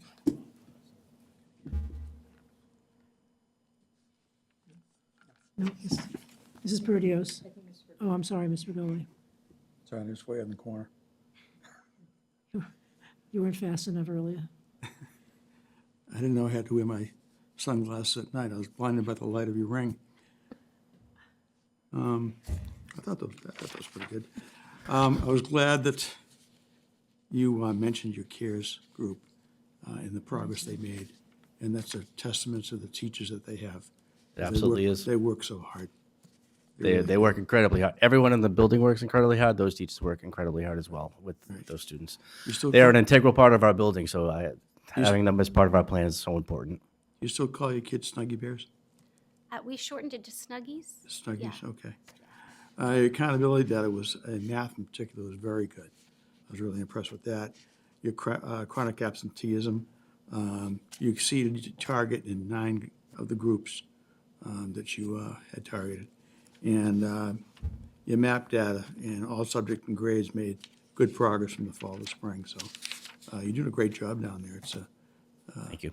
It's really hard to, I was there for a couple of years as a guidance person, and I remember having to go to a parent's kitchen to have a meeting. So I know it's not an easy place to be, and you guys are doing a great job, reflected by how much Thank you you. care about the kids, and the scores are remarkable. Well, that's why we show up every day is for them. So thank you. Mrs. Perdios. Thank you both for the presentation and all the hard work you do every day. And I just wanted to echo your comments on the PTO, and it's I feel really proud of that, especially because the PTO kind of just started back up a few years ago. I remember having a meeting with Mr. Marani when he was there, and in my role on citywide PTO of just trying to get the PTO back up and running, and that was only four or so years ago, and in just that short time, it seems like, the book fair's back and things are, it's a really good working relationship between you and the families there. So I'm really glad about that. So fantastic job on cultivating that and making that as successful as it should be, a help to you guys. Absolutely. They're a great support to us, and we enjoy working with them. So And thank you for volunteering your time at the book fair. We appreciate it. Always happy to. And definitely great growth on the CARES and the DIBELS, for sure. That's really, really impressive stats there. I'm really glad the Multicultural Kids program is coming in to try to address that inequity in what kids are reading versus if they can see themselves in what they're reading. Hopefully that will help. I'd love to hear an update on that. Hopefully next year the vocal data will look a little different with that in place. I think that's how we work on it, right? We bring more things in, and hopefully that'll impact it. And also, really great job on the chronic absenteeism. One subgroup, you went from 61.8% chronically absent to 25. That was like a 40% reduction in like just one subgroup alone, and really impressive. I mean, the numbers are still a little on the high side, but from where you were, this is huge. So really, really great job on what you're doing there. thank you. And just had a question for you on the MCAS data. So again, I don't put as much stock into MCAS's map, but I do like to kind of compare it to the state average, because again, that's not the numbers. It's, the kids across the state have all experienced the same thing.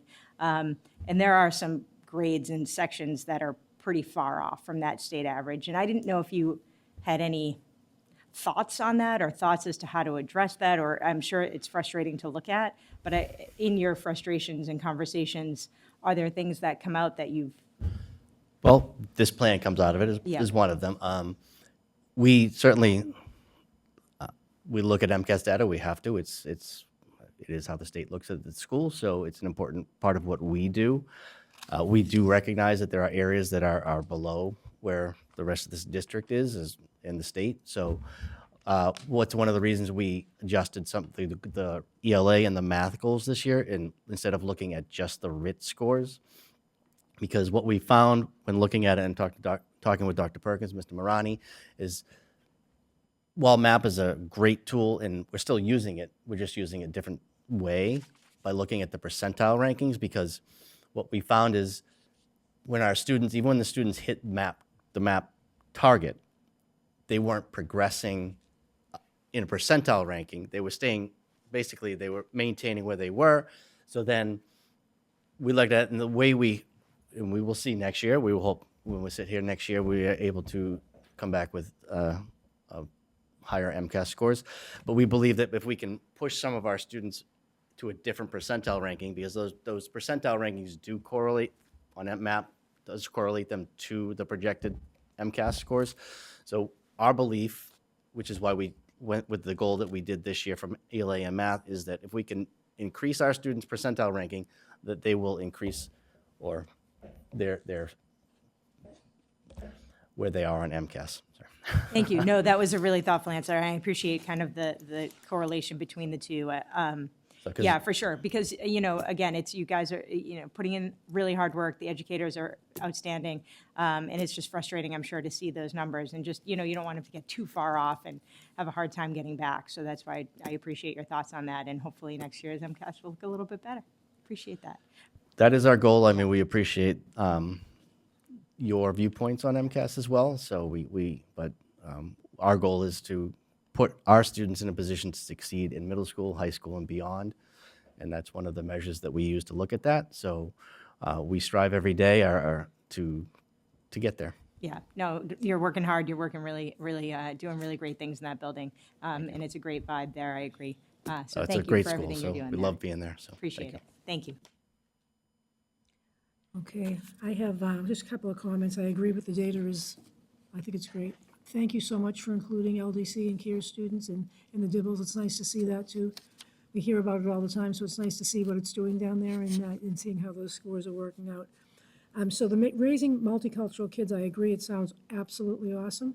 I really would love to know more about it, like what are the books that you're going to be reading, or the sections of books, who's choosing them, and what's the process? Yeah, that's a great question.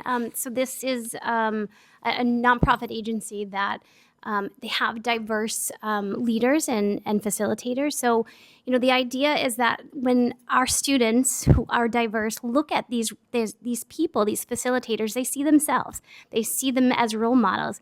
They see them as leaders. And so our thought is that they create books about, one third grade class I sat in, it was the idea of a Chinese speaking family. And the little girl was a little bit, she wasn't proud of her culture. And through this story, it was sort of this idea of being proud of your culture and being able to explore that culture and bring it to others. And so it sort of manifests itself into a discussion about culture and how we could be proud of our culture. And so it's an opportunity to see literature through the eyes of our kids and see these characters that are persevering through hard things and having great things happen to them, and so they can see themselves in the literature. So it was something that Kim Conley had brought to us, and with the help of Dr. Perkins, and it's such a valuable tool for us for our third and fourth graders, and it's already been expanded. So it started out little, and it has already expanded throughout most of the school year. So we're really excited. It sounds very exciting. I immediately went on the webpage and read everything I could about it. And So it I'm really actually impressed. Thank you, aligns Ms. Conley. perfectly with our vocal data. We see this vocal data and we're like, I gosh, know, I and then know. we have this great have opportunity. that So, opportunity. how And lucky are we that we're able to combat that? Who's funding? I know Desi has some part in funding it, and it's some other organization, so it's not costing you anything? No. And all grant funded. why, It's all grant funded. it's all grant funded, so you had to apply for the grant? Yeah, I think, Kim's right, but I think it's the teacher diversification, yeah? It's one of Kim's grants. Kim, come on up. No, come on up. I can share. So this is a pilot program that was funded through the Teacher Diversification Grant, and we've also applied this year for the Hate Crimes Prevention Grant to be able to extend it into a couple of other schools. We also applied for the Massachusetts Cultural Council grant, and so all those kind of pots of money are going to fund this semester, this first half of the year, and then second half of the year for the school and 3 others. Well, thank you for bringing it to us, and I can't wait to see some results from it, and maybe we can expand it, because I don't even just think to some of our schools, even our schools that aren't that diverse could use something like this. So, I mean, we all live in a multicultural society, so it's great. One question, though. When you, on page 13, this is just because I don't get the correlation. I know Erin's going to explain it to me as soon as I say this, but on page 13, in the 5th paragraph, you say, for example, only 6% of our grade 5 students and 12% of our grade students said they always read books that include characters. But when I go to page 45, on the vocal data, it I'm doesn't sorry, are say- you looking at the vocal reflection? I'm sorry. Yeah, Our is page, we must have printed it before a different version, because it's, so page 12, okay. So the vocal data where they're asked that question, in the 4th grade, it's 52% say that they always see something, but you're saying 95% don't. So I don't know what I don't know where the difference is. Does anybody else understand what I'm saying? No. So if you look at that paragraph, it says only 6% of our grade 5 students state they're always reading books that include characters. But when I look in so now I'm going to look at the grade 4 students. So let me go back to the grade 5 students. The grade 5 students, I read books, 34% say, is that always or never? Say always. So what is the discrepancy between that 34% and what you're calling 6%? So the way that it was combined, it's the way that the question is worded. It's always, sometimes. So they combined the So rating. you see a bigger spread than we see? Yeah. So it's the way that the questions were asked. Diane. So there's 4 categories. Okay. So it's like always, sometimes. Okay. It's like a Likert Alright. scale. Yeah. And so that's why. Okay, all right, So when we look at it, we combine the top 2 yeah. and then the bottom 2, basically. But they're looking for the top one. Yeah, so the top one. their Well, data thank you for is being so the- ambitious. yeah. Thank you. So that just makes much more sense to me, because I was sort of like, what are you saying about yourselves? It's not true. I've looked at this. In the targeted assistants, are they also getting the high dosage tutoring? Yes, we are. That is being used to fund Molly Vokey in our math program with the building mindsets, and we've also been able to bring in a CKLA coach. We'll be bringing in a CKLA coach for our staff to work with.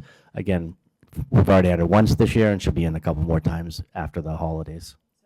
I'm just going to clarify that. I think what you might have been, I think he thought you meant the targeted assistant grant. Oh, no. So the high dosage tutoring, no, they are doing ST Math. They have the ST Math, and they started that last year.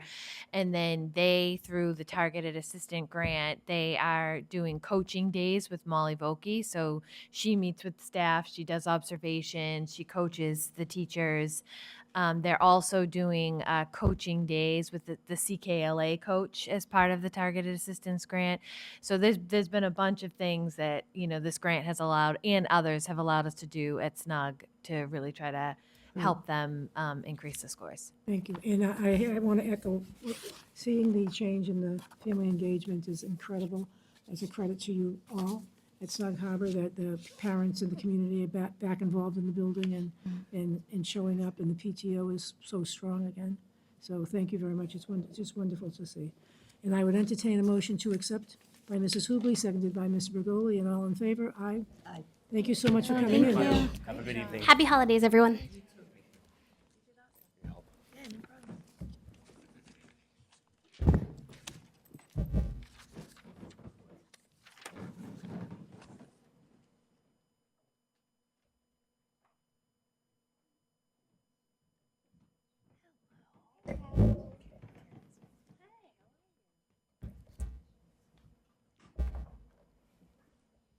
Good evening. Good evening. Thank you so much for coming in, Mrs. Rodriguez Thank you. Thank you for having us. and Ms. Good- Latini. Nice to see you. Good evening, members of our school committee, Superintendent Mulvey, Assistant Superintendent Dr. Perkins, and the entire superintendent's leadership team. It is such an honor to present to you tonight. Here with me is our Assistant Principal, Mrs. Laura Latini, and together we will present to you our school improvement plan for the 2024-2025 school year. The Beechwood Knoll community is that of high academic expectations and serves a diverse student body with supportive families and exceptional teachers with invaluable years of experience. I am proud to be entering my 3rd year as the educational leader of BKS. The plan before you is a product of thorough analysis conducted collaboratively by our entire Beechwood Knoll community. Beginning school-wide with our educational staff on Assessment Day 1, all educators met in mixed teams to dive deeper into our data from various lenses. Grade level and vertical content teams later rejoined to draft data-informed action steps. Community feedback was also invited during presentations at our November PTO and school council meetings, as well as utilizing our SMORE platform. We are proud to share our true community plan, with rigorous goals that are specific and measurable for the upcoming school year and target the actionable areas of improvement our community has identified. It is with great pleasure to first share that our science achievement continues at an outstanding level. On the spring MCAS, Beechwood Knoll fifth graders remarkably achieved the 95th percentile in the state of Massachusetts, with 72% of students meeting or exceeding expectations. We are proud to share that we exceeded all of our growth measures and will continue to prioritize maintaining these historic high achievements with explicit action steps as indicated in our plan. In shifting to English language arts, our data first supports that significant literacy and reading progress was made from kindergarten to grade 5 last school year. Our goal was designed around students meeting their individual progress on both the DIBELS and MAP assessments. This amounted to 73% of kindergarten and 82% of first grade students at or above benchmark in literacy in the spring. On MAP, this amounted to a 29% increase in grade 4 and 72% of fifth graders meeting or exceeding individual growth. Overall, on MCAS, scale scores and student achievement dipped from previous years, resulting in a declined recovery path. Despite this, there are some bright spots, including fifth grade students increasing to a rate of 71% for possible points on selected response questions, third and fourth grade students achieving rates above the state on constructed response questions. Grade 3 was also above the state with essays. And finally, grade 5 students acquiring 70% of possible points in the reading domain.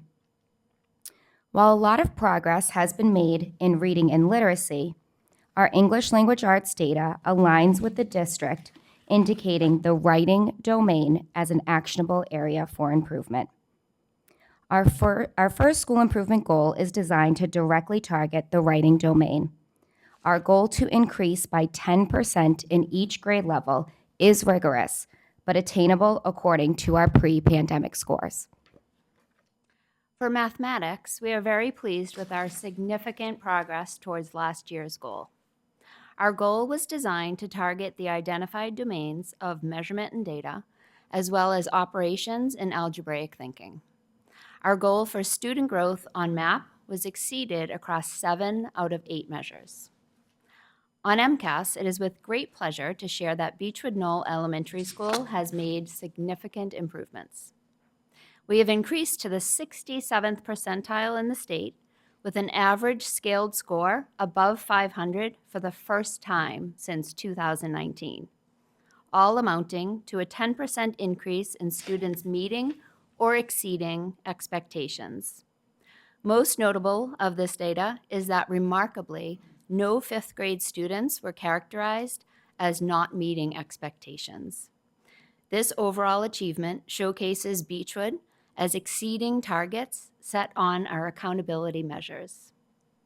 From this data, we designed our mathematics goal to continue this trend of achievement at an individual student measure. Our second goal is to increase the percentage of students meeting or exceeding their individual growth projection on the spring MAP assessment. This measure will set a high rigor for student growth across all mathematical domains. Our third goal is data-driven by our English language progression rate. With a steadily growing English learner population from 16% in 2020 to 23% in 2024, student progress toward EL proficiency has historically been a strength for Beechwood. However, also mirroring the district, our targets were not met, with a decreased rate of 65%, or 34 out of 52 students. Though this rate decreased, it remains relatively consistent with our previous year achievement of 36 out of 47 students, which produced a progression rate of 78%. Though our rate at Beechwood Knoll is above the district and state, our team will take actionable steps with our third goal to increase EL proficiency in our school improvement plan. The annual vocal survey gives us direct insight to our school climate from the perspective of our 4th and 5th grade students. From this data, the overall theme of students feeling respected by adults shone through. This included over 90% of students favorably reporting on questions like, "My teachers care about me as a person," "Teachers at this school accept me for who I am," and "Adults working at this school treat all students with respect." The vocal results also provide strategic areas of action for us at Beechwood Knoll in this coming school year. Our approach to addressing student needs is based on restorative practices.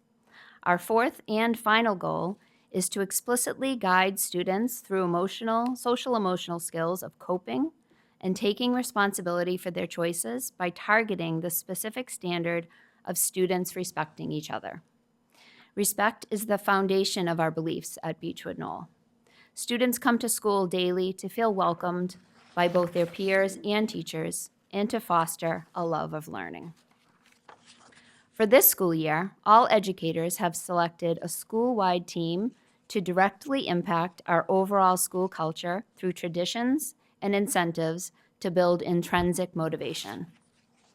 In addition to their role in assessment days, the data team is developing school-wide initiatives to directly target not only chronic absenteeism, but tardy arrivals, while also celebrating healthy attendance habits.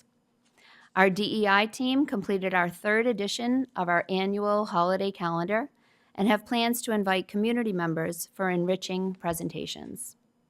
Our Read Across America team is promoting a school-wide love for literacy for all weeks, beyond just the first week of March. Lastly, the PBIS team is the driving force behind our monthly expectations for students, while also taking a hybrid approach to monthly assemblies, blending the new practice of virtual learning with the art of gathering and celebrating together. Our new initiatives also extend beyond the school day. Our robust PTO is exploring new ways to engage families, while continuing to be driven by their dedication to host true community events that are free for all students and families.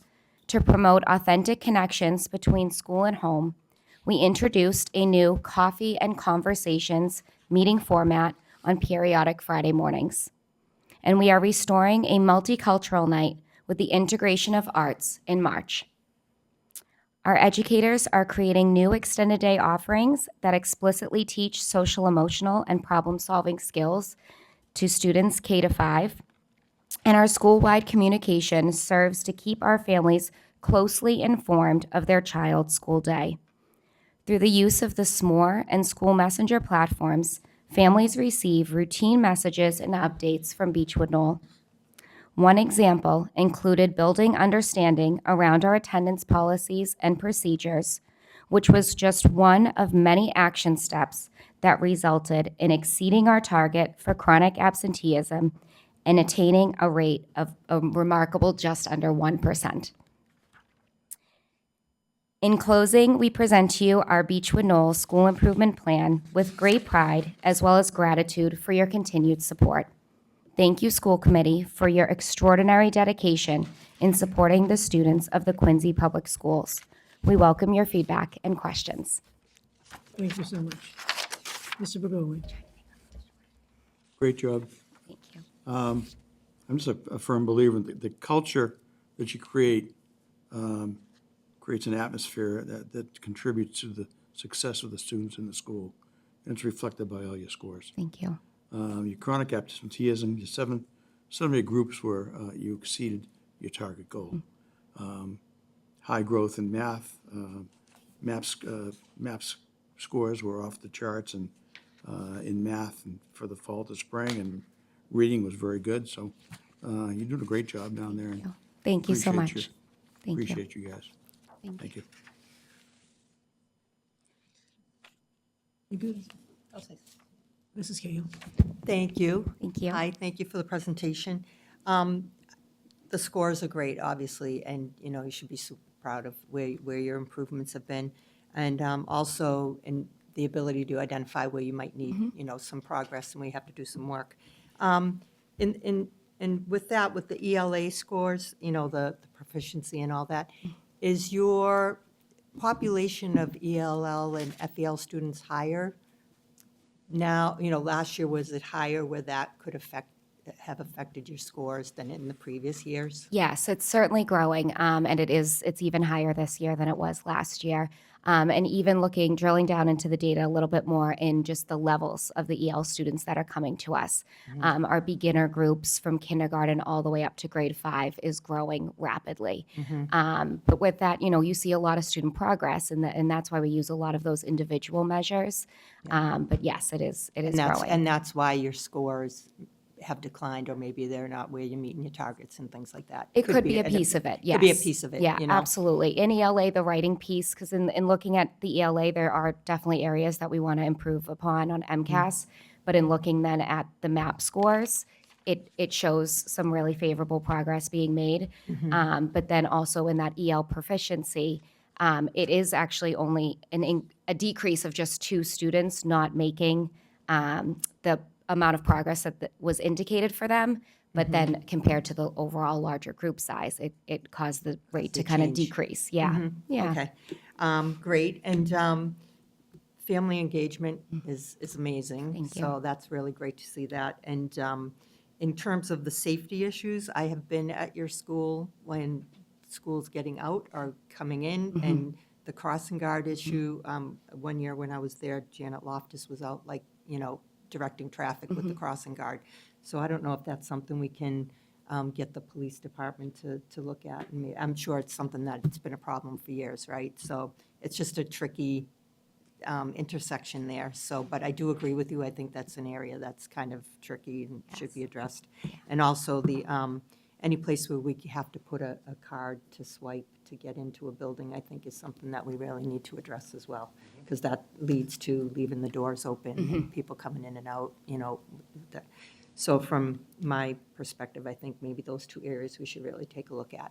Yes. But thank you. Thank you for all the work you're doing, and, you know, continued success this year. Thank you. And just for the crossing, the city has supported so much in already making some of those improvements. Oh, The good. parking lot was painted to really help our drop-off lane, and we've had a series of officers come by to just help. It's just such a large intersection that having that one crossing guard, it's a lot to manage. Yeah. But everyone's been so And you supportive need and to get making out there, steps too. towards that. Like Yes. Janet, in the middle of the street, and just like direct people. But, yeah, but thank you. Yeah. Okay. Thank you. Mr. Guttrow? So I know Peter is in the next room. Many, many years ago, I went to Furnace Brook School, Bernazzani, but my kids went to Beechwood Knoll School. So, and that's in the not too distant past, but the years seem to fly by. And so I know the neighborhood. It's a great neighborhood. It's a great culture. It's an amazing school. It's got great school spirit. The PTO just always blows you away. You know, your plan is amazing. Your scores are incredible. The teachers have always been top shelf, you know, really some of the best. The vocal data just sings about your leadership and the work that you and the teachers are doing. Thank you. And the chronic absenteeism is just stunning. It's stunning. you. So congratulations on that. That's really superb. I don't have any questions. Mrs. Perdiz? So, yeah, definitely echoing the chronic absenteeism. I had to read that like 4 times to just, I don't know what it was Yeah. after COVID, but that is amazing Thank work. you. And just knowing how much of a problem this is across the state, not just here, that's really phenomenal. So you. great job on that. And the science scores, oh my gosh. Remarkable. Like, Yeah. I feel like they're so high that we maybe could pull something of what you're doing and replicate, you know, if there's a piece that we could replicate for some of the other schools that are struggling with their grade 5 science scores, but really, really amazing scores there. So whatever you're doing, definitely keep doing that. Thank you. And I love your idea of working to improve like that one vocal data measure, the students respecting each other, which is huge. I mean, there's 45 questions, but that one it's so key. Foundational, yeah. Yeah, and realizing that you didn't quite hit it this time is to the level you wanted to, but working again on that, I think that's really important, and I think you'll get there. But I really like that, just isolating that and saying, we're going to get to this percentage on it, I really liked. And then one area on the vocal that I thought maybe, it would just seem like an outlier, honestly. The groups of students teasing, picking on one student for grade 4. Yeah. It was 39%, and I didn't know if maybe that meant something might have been going on in that grade, or there was some situational thing there, but I just wanted to point that out as something that stuck out to me, because everything else looks so good. Yeah. So, doesn't need a response now, but just wanted to highlight that in case, I'm sure you noticed it, but. Thank you. Yeah. If we dug in further, I think Yeah, there would yeah, be yeah. more to, yes, For sure. yeah. And just one question on the facility school needs. You list some in 2023 that are not listed on 2024. Did they get done, or are they no longer needs, or are they like assumed to be carried over? I'm just a little, like the basketball court sunken in at Railing Post is correct. So the ones listed up above with the check marks have been completed. Yeah. And then anything in the table was submitted last year, but has not been completed. Okay, so Yeah. the ones, the 2023, 2024 facility needs in the grid, these guys right here, like these Yes. haven't been done in there, so they should all kind of shove Yes, over there? yes, Okay, yeah. I'm wondering if, I don't know if that's the way the other ones were done. I can fix that. Yeah, maybe we could just shove them over so that it's clear that they haven't been done. Thank you. Sounds good, thank you. That is it. Thanks for all your hard work. Thank you. Thank you, Mrs. Perdios. Yeah, I agree, your data is amazing, and also your data analysis. I mean, really, really. I What a love data typing geek. away. I know, you really love that stuff. My We color-coded can tell. charts. We can tell. I was blown away, like, what am I reading here? Thank Getting you. down really where you need to be, really where you need to be. So congratulations on that. And your data is great. It really is great. The absenteeism was shocking. I mean, it's a testament that it's a great place to go, and it's a great community, and it's a very unique community down there. It really is very unique. It's not like a lot of our schools. It's very unique, and it's just a terrific place. I drive by that intersection almost daily coming back from my walk on the beach, and you're right. Yeah. You're right. Even driving there is not that much fun because who's got the right of way? You know, so it is a little tricky. I don't know if we could get the police to do something different about that. But we will put a star on the things that we think are safety issues, to Okay. Mrs. Cahill's point. Yeah. And put this into facilities, and the stuff on your school needs, which is not much. We could probably get that for you tomorrow. She wants a projector bulb. So that normally would go into budget, but that's really not a big need. So I think we're good. I'll maintain, and seconded by Mr. Bergoli, all in favor is aye, and your plan is approved, and thank you so much for Thank that you so deep much. dive. Thank you.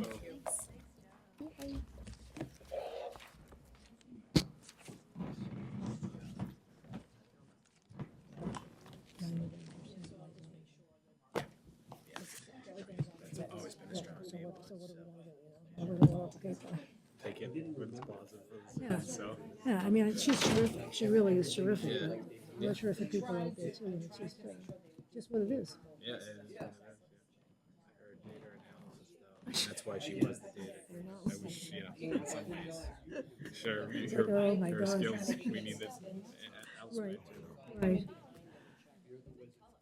She's good, though.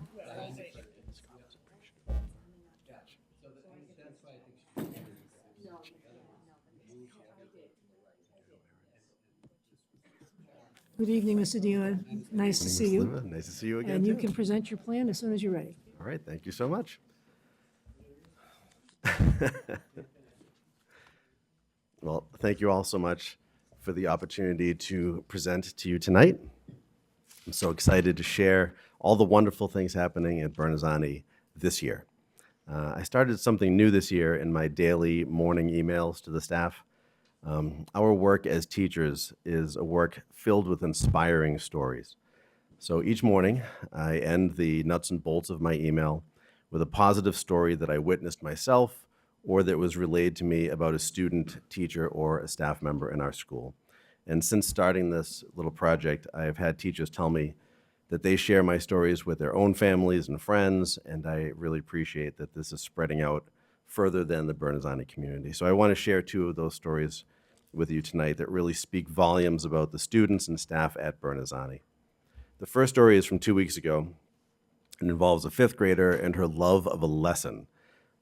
Cecilia is a fifth grader. She was so excited about her science homework that night that she wanted to take the experiment a step further and create a new experiment in her own kitchen. And she was so excited that she had her mother videotape the experiment that she did and sent the video to her teacher, who then shared it with me. And this little girl was beaming in the video. It was so nice to see students being so excited about something that they learned in school that they brought it home and continued their learning independently with the help of their parent. It was a really sweet thing, and the staff appreciated that as well. The second story that I wanted to share with you is about our caring staff as a whole. Our morning custodian was walking down the hallway, and he found a little second grade girl. She had come to school late, and she was crying outside her locker alone in the hallway. He asked her what was wrong and if he could help, and she said, "I miss my dad." And so admittedly, when this happened, he said to himself, this is beyond me at this point, and he passed the buck to the teacher. But the moral of the story is that he didn't have to stop to help her, but he did. It's part of our culture here at Bernazani to pause and to help, and I'm so proud of that story and that he did that, because we're all here together. It's the same reason that we don't walk by trash when we see it on the ground in the hallway. It's all of our jobs to keep the school clean, and it's all of our jobs to help the children, and that really proved that point. So now on to the improvement plan as a whole. Let's start, if you could, at the beginning on page 5, and I will walk you through some of the data. So about 5 years ago, we began using Edwin Report 301 as an indicator for our strengths and weaknesses, and this report shows us how many percentage points we are ahead of or behind the state for each standard. If we're lagging behind the state, we consider it a weakness, and if we're ahead of the state, we consider it a strength, and then we can improve from there. So I've highlighted areas in which we are well above the state for your perusal in the data reflection. Something I did want to point out as you flip through the pages is the fact that we have many areas to celebrate across all grade levels and subjects. I really am so proud of each of our teachers at Bernazani, and I wanted to be sure that I emphasized that tonight, because without them, none of these scores are truly possible. I also put that into kind of a checklist at a glance for you, so you wouldn't have to read through prose. I hope you appreciate that, the at a glance part of that. At this point, if you could please turn to page 10, I want to share our goals reflection. I'm happy to report that we exceeded all of our goals in ELA, math, and science at each grade level, with the singular exception of fifth grade ELA. We actually were very surprised to see that although our fifth grade made growth, they did not achieve our goal of 5 RIT points.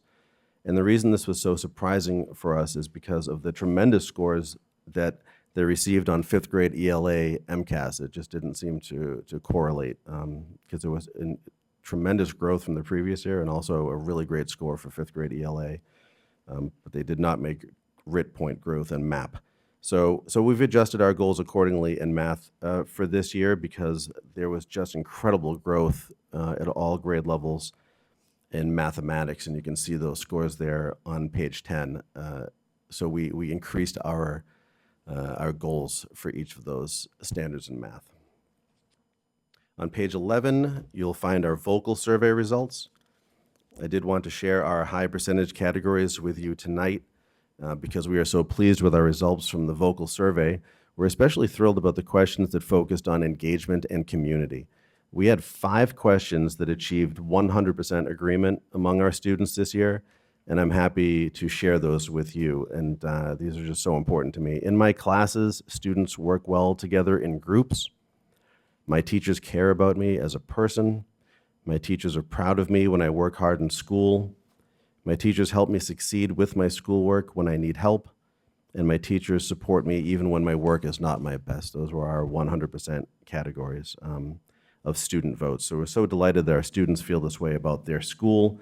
We also love that they feel cared for as a person, protected as a classmate, and supported as a student. It speaks volumes about the amazing staff that we have at Bernazani. In addition to that, there were 3 questions on which we received 98% agreement from our students, and I really could not be more proud of these. If I tell a teacher someone is being bullied, they will do something about it. The second one is teachers, students, and the principal work together to stop bullying. And then finally, I feel safe at our school. All three of those going together, but that makes me happy that the kids are willing to come and feel safe coming to school every day. One area of weakness that we discussed in the vocal survey was not feeling safe sharing my feelings in class. And that is interesting because as we do more open parachute lessons, students are being asked more and more to share their feelings during this discussion time, and that really is not an easy thing to do. So we understand them not feeling comfortable doing this. Our hope is that as we refine our craft and skill in leading open parachute discussion topics, our students will grow more comfortable sharing their feelings with the group, and we will see that increase.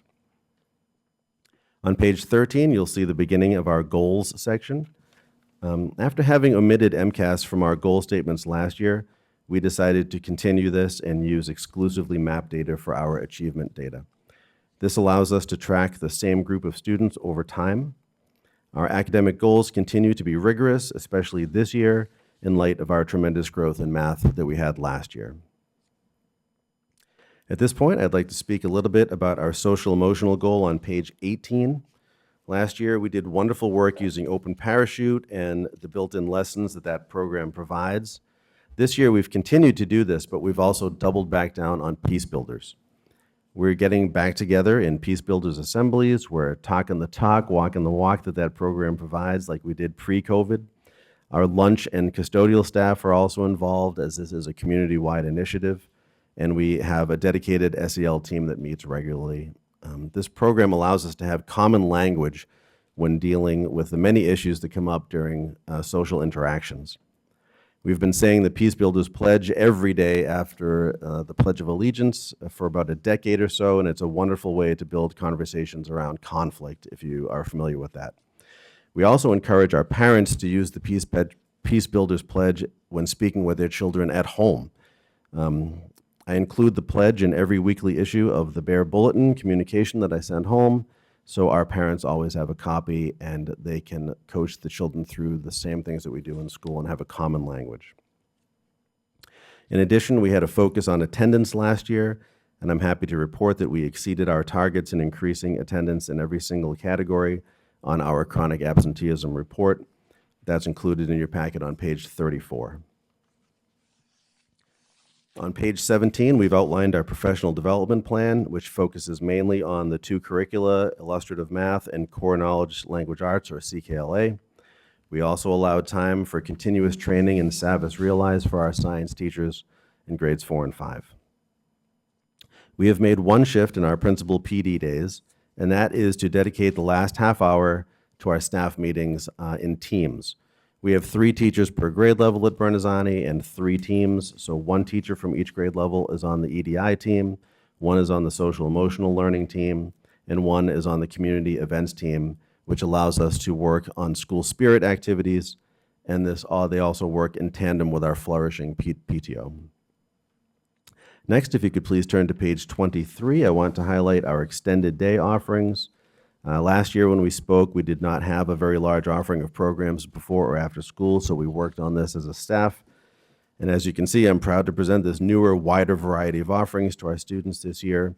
Our students obviously love these clubs, and they're so happy to stay an extra hour at their wonderful school. If you could now turn to page 25, I do want to highlight some of the incredible community building activities that occur at Bernazani. These are the activities that provide our students with memories that will last throughout their lifetimes. These are the activities that build the wonderful community that we have in our neighborhood at Bernazani. We have an online school store that has literally hundreds of options for swag. Each Wednesday is Bear Wear Wednesday, and everyone can be seen decked out in their Bernazani gear. We have parent nights out at local restaurants where parents get to go socialize and network and make closer connections with each other. We had our 2nd annual Haunted Hallway this year. We have our upcoming shops at Winter Wonderland where our students can purchase affordable presents for their families. We are in the middle of our Giving Tree season where we sponsor needy families with holiday gifts and decorations. We have an upcoming Spirit Week before the holiday break. We have dedicated PTO money for booking visiting authors and artists a tradition that predates my time here at Bernazani. We have an upcoming multicultural night, career fair, and various fundraisers. We have our annual Bernazani's Got talent show in the spring. We have our annual Bernazani Red Sox night at Fenway Park, and all of this culminates with our promotion ceremony for fifth graders on the very last day of each school year. We have an active social calendar here at Bernazani, but I am so proud of the sense of community that we foster throughout each of these events and traditions. I truly appreciate the tireless work that our PTO does for both the students of Bernazani and the entire staff at Bernazani. I also appreciate their input and work in creating this document. Their support and dedication is really greatly appreciated. In conclusion, I want to express my utmost respect and admiration for the staff at Bernazani. I've always said the most important decision a principal has to make is who is standing in front of the students every single day. And our staff not only has the best interest of each student at heart emotionally, but they also plan so carefully each and every day to ensure the academic success of each child who comes through our doors. And when I say staff, I mean everyone, including the cafeteria staff and custodial staff. Actually, I do a lot of tours, and whenever I give tours to prospective families, I always include a visit to Andy and Tom in the custodial office because the school really would not enjoy the same reputation and success without them as part of it. And my deepest thanks go to my entire staff.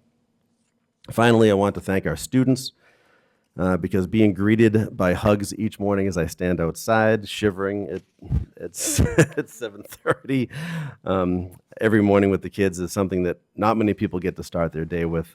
I truly appreciate spending my days with the wonderful children of the Bernazani neighborhood. These kids are who make our school great, and my final and most important thanks go to the students. Thank you so much for your attention and your time. At this point, I welcome any questions you may have about the plan. Thank you very much. Mr. Begoli. No question, just some comments about your scores. Your MAP scores were incredible all across the board. They were excellent.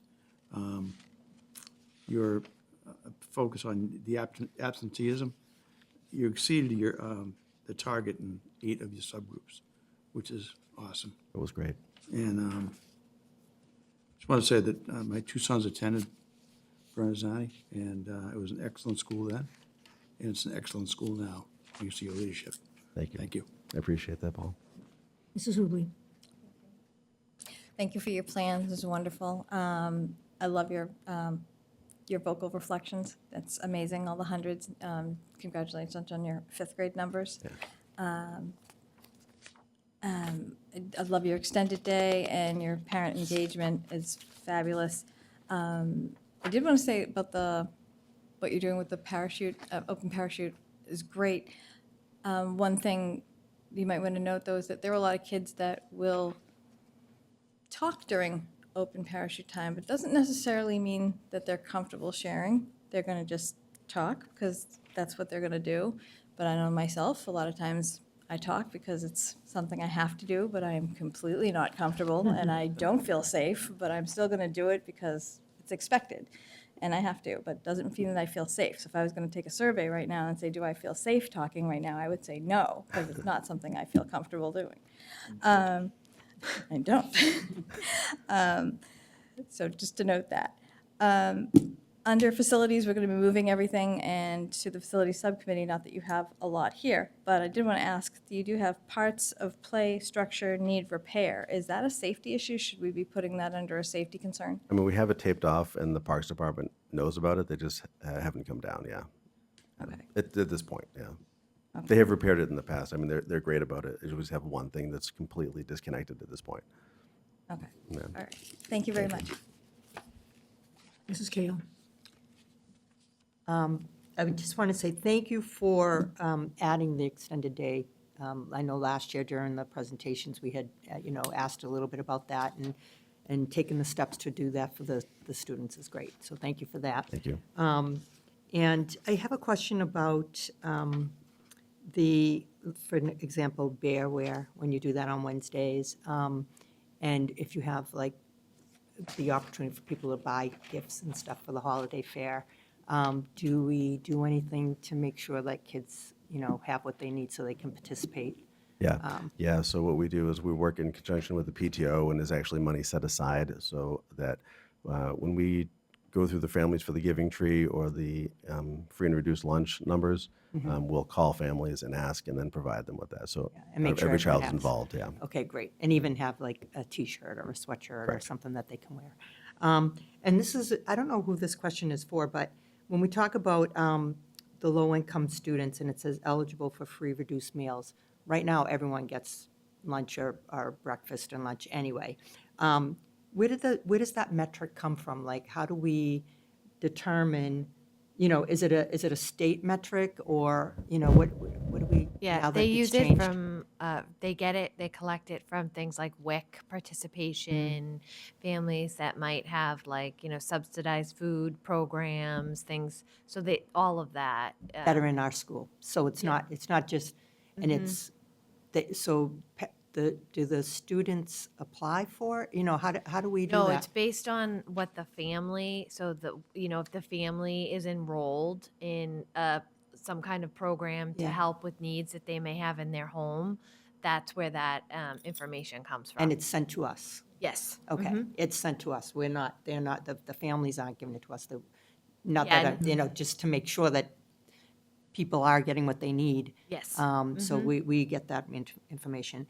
And one thing about glad to see the stones on Furnace Brook Parkway, because I've probably stepped in the mud a million times when I used to drop my own kids off there. And can you please tell us what the Peace Builder pledge is? Is it long? It's very long, yes. Okay, Yeah, forget it's something it. we Then recite just every send us a morning. copy. I Okay. absolutely will. All right. Absolutely will.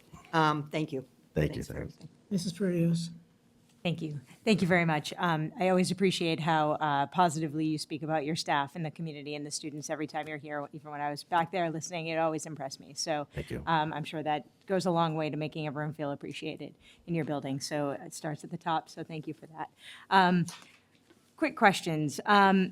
You had really solid scores. So maybe this is moot, but I didn't see a science goal as any of your goals. And it just, most of them had one. Is that something you just feel comfortable that you're doing really well on, and it's just you'd rather focus on those other areas? Or I don't know if you wanted to speak at all about that. No, you're absolutely right. I mean, yeah, it's something that is like up and running and something that we do well, and we get great scores, so we haven't really been focusing on a goal for that, yeah. That sounds good. And we've Yeah. had also very consistent teachers. Actually, the science teachers in my building predate me. They know what they're doing, so. No, Yeah. for sure. No, I think you're right. I think it's if you don't need to do it, if it's not broken, and if it is in the future, then that can kind of circle back. But I think that's great. Really great vocal data. Definitely kudos, echoing your kudos to the staff and the teachers there.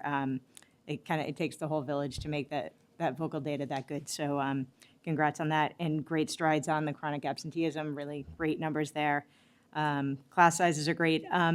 One question and one kind of comment. Question, you have a survey. DEI team will develop a survey to gauge parental interest in visiting classrooms for culture lessons. And I didn't know if you could talk a little bit about what that means. Yeah, we're working on it now, so it hasn't gone out yet. Okay. But we're doing a multicultural night, and we want to make sure that we have all the cultures represented. So just a quick survey. I think it's only 5 questions right now. Would you be willing to present? What culture do you identify with? So we know who we have in the building to make sure everyone's represented. Gotcha. I didn't know if you were going to do some training classes for families. That's sort of what it sounded like. So I was like, Well, before, what we're going to do is, once we have that data and we have the people who are willing, we'll group them together. So if there's whatever culture it is, they can do it together. So it's not, Brazil. You're seeing the same thing redundantly. We'll put them all together. Yeah. Gotcha. That sounds great. And so I said this for one of the other schools, I forget which one that presented earlier. So combining grades for goals makes me a little uncomfortable. I was just looking, so for your math goal, it didn't actually seem to matter when you broke them out. You still sort of hit your goal, but on the ELA goal, for grades 3 and 4, when you break them apart, grade 3, over and above the ELA goal there, but grade 4 was a little under. And I didn't know if and I saw, again, going forward, you also combine them, and I didn't know if it feels like it might be more informative to split those out and just kind of look at them individually. So then you can kind of see if one's doing great, rock stars, perfect, like you say, have science, leave it, and anything that might be a little lower. I didn't know what the benefit is in grouping them together like that. Right. And it's funny you say that because I wonder that as well. We only, in complete honesty, because when we go through the data, it's by grade level, like all of our literacy team meetings, the math coach meetings, it's by grade level. So there would be no harm in splitting it out, you know? Okay, thank you, I appreciate that. And then I was glad to see you're going to do another cornhole event because that was a lot of fun. I went to that last year, even though we did terrible, my team, but it was really fun and that was a great event. And I'm excited to make my cookie dough that purchased there. So it's going to be our Christmas cookies this year. So Thank you for all both that. of those things. Thank you. Appreciate it. Thank you. Mr. Guttrow. Good to see you, Peter. Nice to see you, Doug. As a proud alum, and I was thinking about it, it's like 50 years back. You spent 50 years? No, they kept me back. No. I can still walk down the hallway and name every teacher that I had, you know, which is absolutely remarkable, which is part of the culture of Furnace Brook, now Bernazani School. And everything that I remembered back then is a tradition that you are continuing in terms of, you know, the culture, the neighborhood, the teachers, the learning, the scores, everything that I was saying to Marissa about Beachy. You know, you have all the magic right there at Bernazani, and it's just incredibly impressive. And I also appreciate the fact that you heard us last year. I mean, Tina mentioned, you know, some of the issues with after-school offerings, and you brought that back. And I love the fact that you kind of learn and grow just like your students. And I was intrigued and impressed, and I love the stories that you tell about staff and teachers and students, because I think that makes a connection, and that builds a culture, and that, you know, really creates the dynamic that wants people to be connected with Bernazani in a big way. So I appreciate you telling that story to us, because I thought that was meaningful. And whatever DCR did, you know, on Furnace Brook Parkway, it took 10 years, you know, I mean, and Peter's been tenacious about it, so, and I'm not sure it's everything you want, but I'm glad something has. It's wonderful. It looks great. It's made a huge difference, yeah. Is it really that good though, Peter? I mean, it's been so bad, and it goes Really so good. far down. It's all the way down? It's all the way down. It's been the state on the state. And a good liaison with his whole staff there are great at agitating DCR to get it done. No, but I also want to thank him as well, because he came right down personally and walked it with me and got it done. Yeah. It's amazing, because it has been forever that we've been sinking in the mud, forever and ever. I just have one quick comment or question. First of all, I know you said the map was more important to you, as it is to us. However, the MCAS scores, the science MCAS score, 69% of your students exceeded or met expectations, 69% in grade 5. So kudos to those science teachers, K through 5, who are teaching those kids, because that is Agreed. really amazing. And I know your school is unique, and you know, all of our schools are unique. So I mean, you have some of that other stuff going for you too, but it's still a wonderful thing. Your staff is wonderful; they really are. I have one question, because it's always my question, not to you, but it's really to Erin. So one of your goals on page 24. No, it's on page 21, page 20, excuse me. The One Book, One School, I know we've been doing that for a while, and it's a wonderful, wonderful thing, but you've included it now with your EDI goal. So you're going to be reading a different book every month? The PTO is incredibly generous. I know they are. Yeah, and that- by, because you're doing all those fun things. yes, but I'm talking by grade level. So there's a different book each month per grade level. I know. Yeah, I know. it's incredible. So Yeah, but and my then, real and then those question books is, just live. I know how wonderful it is. I love the One Book, One School. I think it's so cool for them to be reading. But I really want to know about the diversity piece of it, because I want to know, I want to know how many books you're choosing. I'm not putting this pressure on you. This has nothing to do with you. No pressure. Erin knows that. I want to know what books you're choosing, how many books you're choosing, what the process for choosing them is, and who's making the decision. Yeah, so Because what- some of our schools, don't tell me now. Oh, okay. Some of our schools are really struggling with this, and they're Okay. not getting those kind of books into the kids' hands, and we don't know why. but we want to figure that out, so, so we'll work on that. Erin and I will work on that, but this is not pressure on you. No, not at all, not at all, Ms. Lebo. And also, I sent we vet the list through them, so they have, Kim and Erin have my I list. want to know what the list to is and share. who came up with the list. That's what I want. PTO and teachers combined. That's I mean, I want it to be like the specialists of the state, or the multicultural world, looking at those books, not just one or two individuals trying to figure it out. I want it to be a true process that Quincy Public Schools uses to choose schools and to choose books and to challenge books. And I don't think we have that policy in place yet, but I think we need to have a policy in place. So anyway, that was just me. I'm sorry. That had nothing to do with you. Your school's doing wonderful. The dust on Furnace Brook Parkway, I might actually start walking there again. Thank you very much. Motion to accept by Mrs. Rubley, seconded by Mr. Bergoglio. All in favor, aye. Aye.